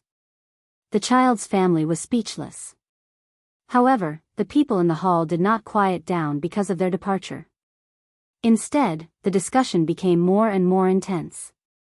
Still, no one knew which family Gu Yundong belonged to. After some guesses, there was no result. Even so, they all liked the paintings she took out. Although some people were unlucky and only drew the simplest ones, it did not stop them from admiring it. Initially, Gu Yundong thought that some people would lose interest in leaving New Tea Pavilion after the matter with the two madams was over. But now, no one was willing to leave. Gu Yundong was very satisfied with this scene, and so was Madame Dai. When the two of them entered the room, Madame Dai heaved a sigh of relief and said, "I heard about Mrs. Yu and Mrs. Tian. It's all thanks to you being present today. Otherwise, if we let them continue arguing, we wouldn't be able to do business." She frowned. "I'm afraid they won't have the face to come again in the future." Gu Yundong had also guessed that Mrs. Yu might come again, but Mrs. Tian might not. "Auntie, I think we lack a shopkeeper." Madame Dai clapped her hands. "I was just about to tell you about this." As soon as she finished speaking, a sobbing voice suddenly came from outside the door. Madam Dai, Boss Gu, I was wrong. If you find any errors, ads pop up, ads redirect, broken links, non-standard content, etc., please let us know report so we can fix it as soon as possible. Chapter 857, Returning to her original form. The sudden sound stunned the two of them. The maidservant standing behind Madame Dai frowned and bowed for instructions. Madam, can you let me go out and deal with it? Madame Dai looked at Gu Yundong. What are your plans? Auntie, you can make the decision.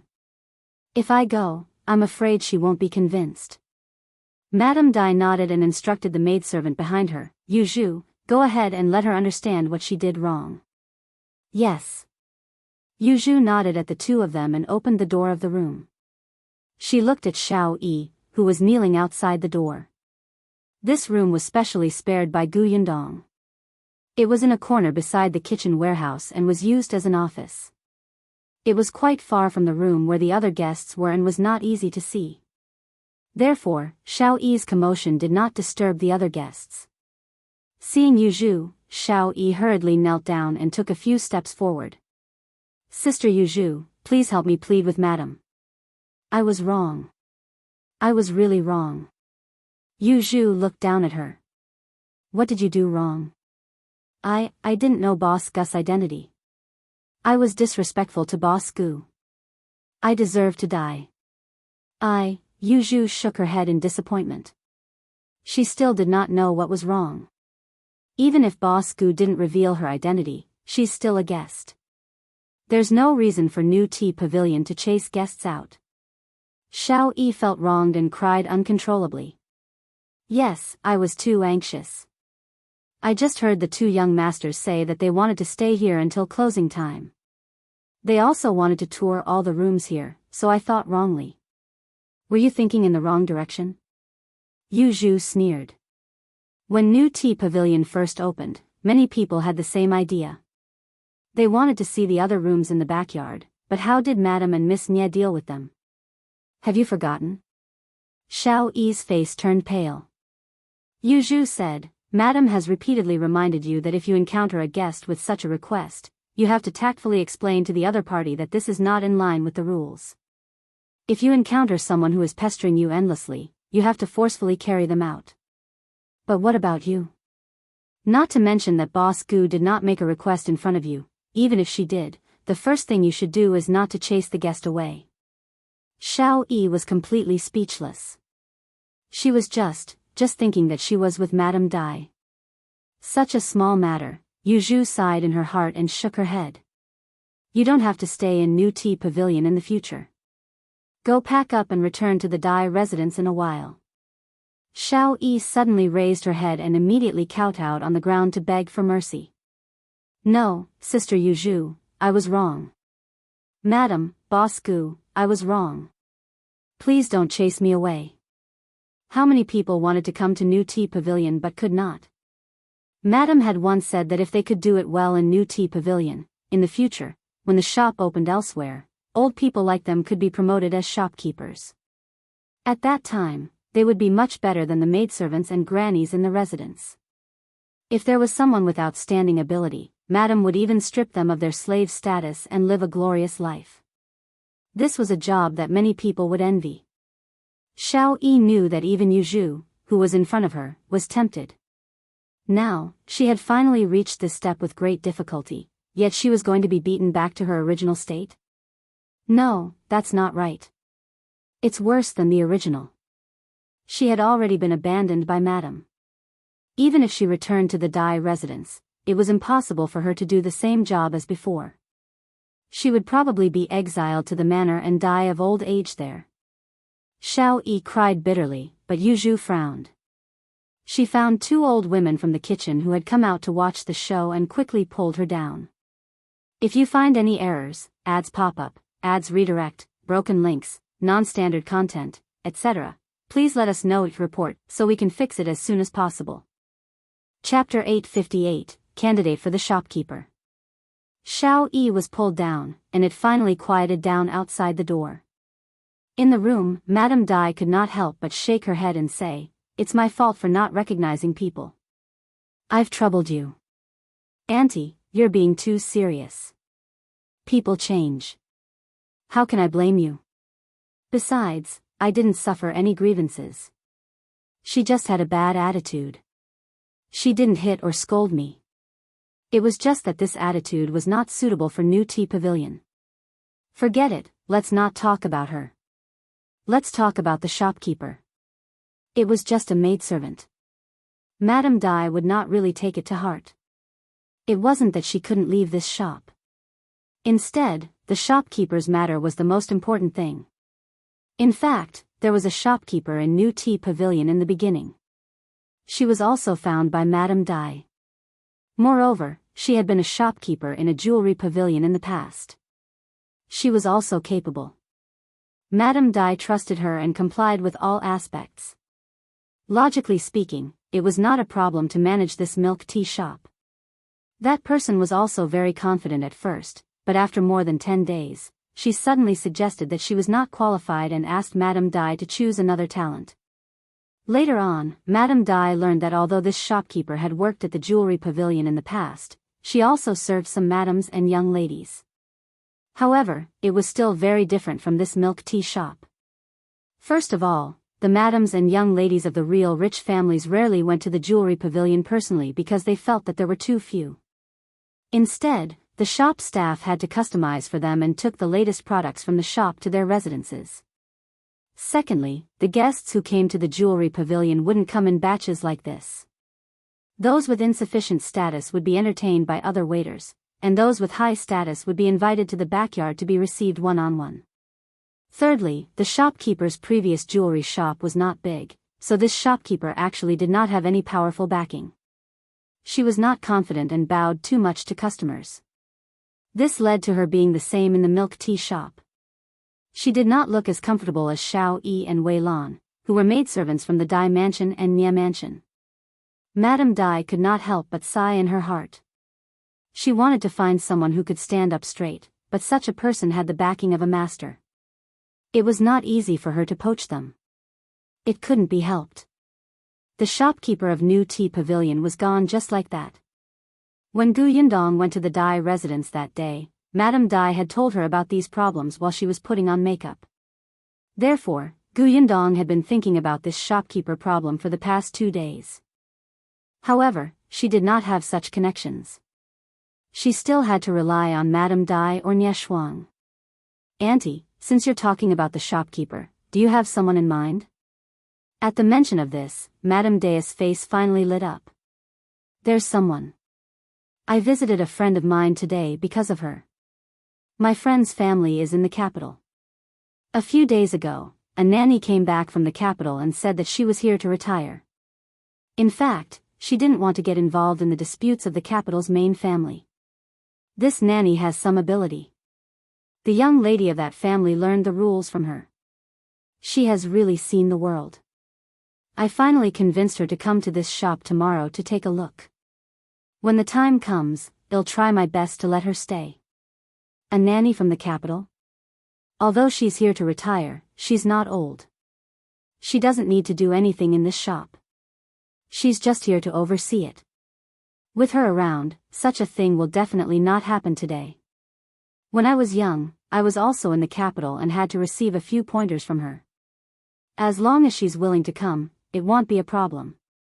If you find any errors, ads pop up, ads redirect, broken links, non-standard content, etc., please let us know each report so we can fix it as soon as possible. Chapter 859, Gu Dafeng's target is firm. Madame Dai explained the nanny's situation in detail. This nanny was a rather transparent person. Since she was unwilling to get involved in those disputes, she naturally would not interfere much in the residences when they arrived at the Xuanhe prefecture. If not for Madame Dai's early arrival, the nanny would have packed her bags and planned to go to the manor to truly retire. In any case, since she was unwilling to care about the matters in the residence, wouldn't she be able to help her manage the matters in the shop? Madame Dai was quite confident. Her milk tea shop was so novel. Madame Qiuyue would definitely like it. Yundong nodded. All right, well, come back tomorrow. Madame Dai heaved a sigh of relief. I was thinking of calling all the workers and cooks in new Tea Pavilion over to meet her.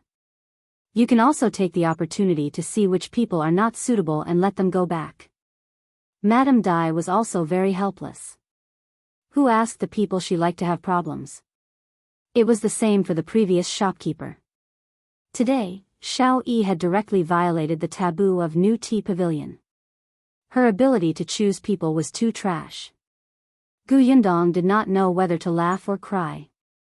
Logically speaking, with Madame Dai's ability, she should not have done this. Otherwise, she would not be able to become the mistress of a family and manage the huge backyard of the Dai residence. She was the one who chose the servants in the Dai residence. Didn't the maidservants who served her know the rules and do things?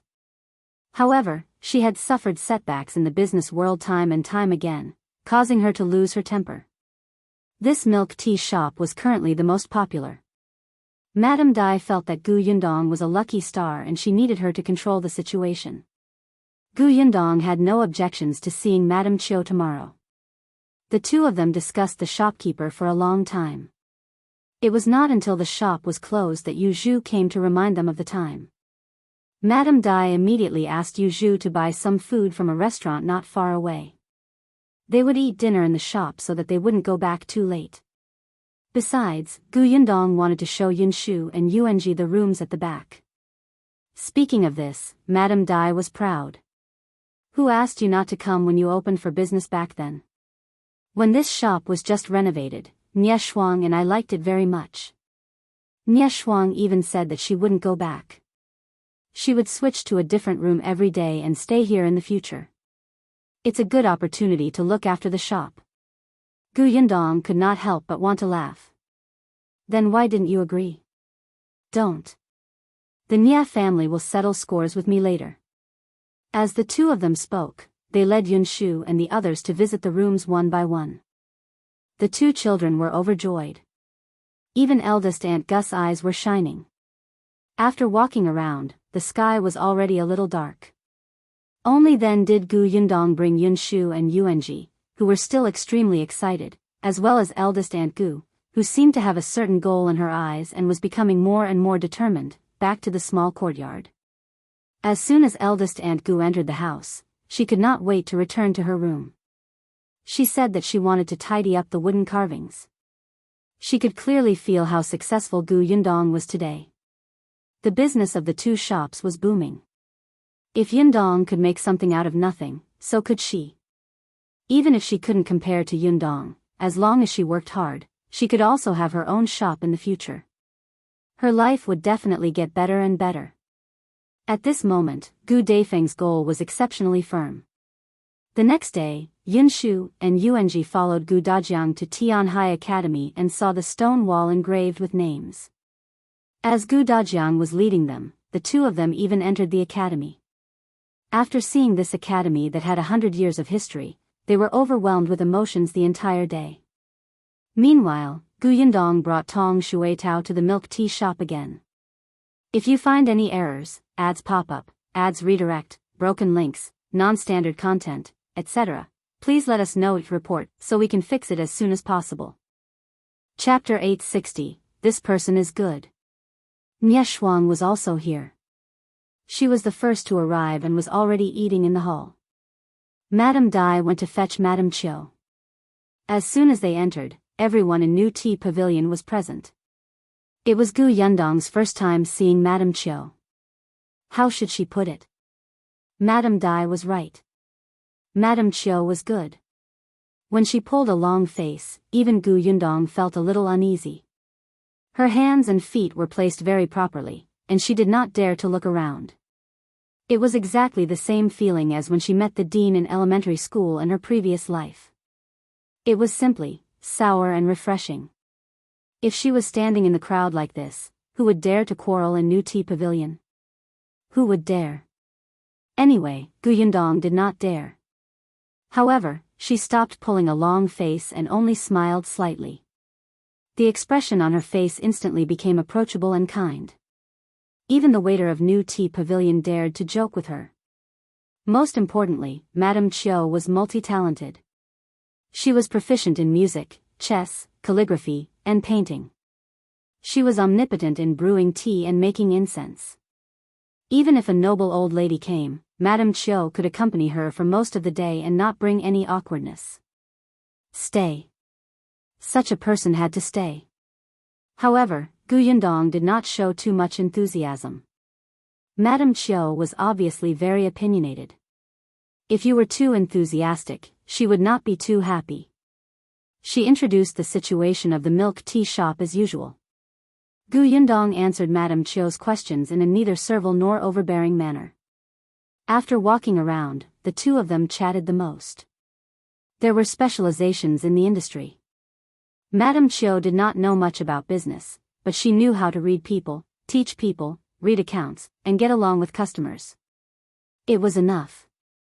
After Madame Qiuyue finished asking, she told them to consider it. Xiong was a little disappointed, but Yundong and Madame Dai's eyes lit up. When Madame Dai brought her back, she couldn't help but say, "My milk tea shop will definitely be good in the future, right? Then you're lucky to have met such a scheming little girl. Nanny, are you coming tomorrow?" Madame Qiuyue sat in the carriage and closed her eyes in silence for a while before saying with a smile, "Yes, it's good to work in another environment." Madame Dai became happy. After sending Madame Qiuyue back, she returned to the milk tea shop and announced such good news. Xiong's eyes lit up. Although Yundong was also happy, she looked much calmer than expected. However, before she left, she specially said to Su Qing, "Learn more from Madame Qiuyue in the future, especially when it comes to how she treats others. It will be good for you." From the looks of it, Madame Dai would definitely open a milk tea shop elsewhere in the future. Now that the prefecture magistrate Dai was being placed in an important position, he would probably be transferred back to the capital by the emperor in 2 years. Madame Dai might have already found a suitable shop in the capital. If Su Qing learned more, even if she didn't go to the capital in the future, she could still go to other county cities to be a master. Yundong returned to the small courtyard and realized that eldest Aunt Gu was still in her room. She seemed to have been in the house for the entire day. Yundong stood outside the window and looked, only to find that she was muttering to the wooden carvings. She did not know what she was thinking. Her uncle sat on a chair beside her and shushed her softly. On the third day, Yundong had just woken up when Dafeng carried her bag and prepared to leave. Yundong was stunned for a moment and quickly stopped her. "Aunt, where are you going? If you find any errors, ads pop up, ads redirect, broken links, non-standard content, etc., please let us know it report so we can fix it as soon as possible." Chapter 861, Let's Do It Today. Dafeng looked at her bag in high spirits. "I'm going to the market to sell wooden carvings." "Now?" "Yes, I prepared for a day yesterday. I set a price for each wooden sculpture and memorized it. I'm prepared to do something big today." What she did not say was that she had rehearsed in her room for a long time yesterday. She had practiced how to receive guests, how to speak, and how to treat people who made things difficult for her. First of all, she had to smile. Yundong had always been smiling when she treated the two quarreling madams that day. However, she could not be afraid and let others think that she was easy to bully. Dafeng was a little regretful now. In the past, when Bien Han went to sell the wooden carvings, she did not go with him. Otherwise, she would not be so inexperienced. Yundong did not expect her to be so well prepared. At this moment, if given a lever, she seemed to be able to prop up an entire planet. She smiled and stepped forward. "I'll go with eldest aunt." "No need, no need. How can I rely on you for everything? I'm already an adult and you're elder. I can't keep asking you to take care of me. I'll go myself." "It's fine. If I can't sell them today, I can continue tomorrow. I'll slowly figure it out. It won't always fail to sell." Yundong really had a good impression of eldest Aunt Gu. She thought about Qiuyue and then looked at eldest Aunt Gu. She knew that old Gu was a blind fool. He did not value his eldest son and daughter who were really promising. He only knew how to torture them and specially dote on those useless people. It would be strange if he had a good ending. Then I'll send eldest aunt over. It's your first time going to the market, so you definitely don't know the way. By the time you find the place, it might be noon. There won't be any place for you to set up at the market. Gu Dafeng thought about it and agreed. Alright, then bring me there. But we've agreed that you'll go after that. Of course. I'll come back after sending eldest aunt off. I guarantee that I won't even enter the market. I'll let eldest aunt do everything herself. Gu Dafeng smiled and followed her into the carriage. Tong Shuitao drove them there. Gu Yundong was a woman of her word. When they arrived outside the market, she put Gu Dafeng down and waved goodbye to her. Gu Dafeng entered the market, but Gu Yundong did not leave. She asked Tong Shuitao to watch the carriage and followed her. Yes, she was just curious about what eldest aunt would do. She was purely curious. Unbeknownst to Gu Dafeng, her tail had been behind her. When she reached the entrance of the market, she could not help but tighten her grip on her bag. After hesitating for a moment, she strode in. She remembered that Yundong had told her that the first seats in the market were the mother and daughter pair who sold flowers. The young lady's name was Shao Yuan, and she was about 10 years old. Therefore, as soon as she entered, Gu Dafeng looked in that direction and indeed saw the stall with more than 20 bright potted plants in front of her. The person sitting behind the flowers with a small stool was a young lady. The young lady was watering the flowers with a kettle. She looked serious and obedient, just as Yundong had described. Gu Dafeng immediately became happy and walked up to them. The little girl looked up and immediately put on a smile. Aunt, do you want to buy flowers? Gu Dafeng shook her head and asked, Is your name Shao Yuan? Yes, Auntie knows me. Gu Dafeng's eyes lit up even more. Her happy expression made Shao Yuan's mother, Madame Fan, who was arranging the flowers, immediately vigilant. She stood in front of Gu Dafeng and frowned. What's the matter? If you find any errors, ads pop up, ads redirect, broken links, non-standard content, etc., please let us know each report so we can fix it as soon as possible. Chapter 862, First Aunt's Voice. Gu Dafeng was stunned and became a little nervous. Did they see through her because she was from the countryside? Did the people in the prefectural city not like her? No, Yundong had said that Shao Yuan and her daughter were very friendly. Hence, she hurriedly explained, don't misunderstand. My niece said that you sell flowers here, so I came over to ask if it's true. Mrs. Fan was suspicious. Your niece is, her surname is Gu. Do you still remember the girl who bought 20 pots of flowers for her mother last time? Shao Yuan immediately stood up happily. I remember. Is Sister Gu your niece? Yes, I'm her aunt. Madame Fan was also a little happy. Others might not remember, but Gu Yundong and the rest remembered very clearly. She was the first customer to buy 20 pots of flowers in one go, and she even helped them chase away Shopkeeper Pan. Ever since Shopkeeper Pan left, they had been selling flowers here smoothly. Now that she heard that the other party was her aunt, she quickly greeted her warmly, so it's sister-in-law Gu. Are you here to buy something? What do you want to buy? I'll tell you where to go. No. I'm not buying anything. I'm here to sell something. Madame Fan was confused. Selling things? She could not help but look at the bag in her hand. Gu Dafeng coughed lightly and squatted down to open the bag. Those are wooden carvings made by my husband. I want to sell them here. The moment the bag was opened, Shao Yuan exclaimed, They're so beautiful. Gu Dafeng took a small item and handed it to her. This is for you. Shao Yuan quickly rejected her. No. Auntie, you're selling it. Take it.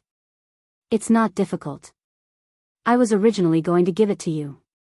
Gu Dafeng knew about Shao Yuan and her daughter, so she had prepared one in advance. Bien Han had casually carved them, so they were not very complicated. They were very simple flowers. Then I can't take it either. How about this? Accept this wooden flower and tell me what to pay attention to when setting up a stall here. I don't understand anything. Teach me. Take this as a payment for my hard work. Shao Yuan looked at her mother. She liked the flower very much. Madame Fan thought about it and nodded. Only then did Shao Yuan thank Gu Dafeng and take the wooden flower. Then, Madame Fan told Gu Dafeng about the rules of setting up a stall in the market. The first thing she did was to pay 5 copper coins to rent a small stall. With a stall, she could buy and sell. There were also people who could not be offended. What time would the market close tonight and what time would the market open? Gu Dafeng listened carefully. Coincidentally, there was an empty space beside Shao Yuan. Madame Fan took Gu Dafeng to rent a stall first, then she untied the bag beside her. At first, Gu Dafeng did not dare to make a sound. When she heard someone shouting beside her, she followed suit. Gu Dafeng used to be quite loud. Now that she opened her mouth, she suppressed the voices of the surrounding vendors. The surroundings instantly fell silent as everyone looked at her. Gu Dafeng did not notice. Just as Madame Fan was about to remind her, the vendors started to shout again, as if they wanted to suppress Gu Dafeng's voice. Madame Fan was speechless. Madame Fan and Shao Yuan were both relatively shy people. Their voices were not loud, so their business was average. At this moment, because the surrounding vendors seemed to be competing, the noise in this area was especially loud, attracting many customers. If you find any errors, ads pop up, ads redirect, broken links, non-standard content, etc., please let us know each report so we can fix it as soon as possible. Chapter 863, Getting More Bold. Gu Yundong almost died of laughter when she saw this. Eldest aunt had pulled in this business with a good voice. A few people came to Gu Dafeng's stall to take a look. There was indeed someone who liked her small wooden carvings. There were even people who went to Shao Yuan's shop to look at the flowers. In an instant, there were more people here. Gu Yundong felt that her eldest aunt was good at doing business. Her talent had been buried in the past. She stood outside and watched for a while. When she saw that there was no problem, she turned around and left. After getting back into the carriage, Tong Shuitao asked, "Miss, are we going back?" "Let's not go back for now. Let's go to Brother Shao's medicine shop." "Yes." Shao Qingyuan's pharmacy was almost done, and the person who renovated it was still Feng Danning. The decorations of new Tea Pavilion really advertised Feng Danning. The current Feng Danning could not leave at all to return to Yongfu village.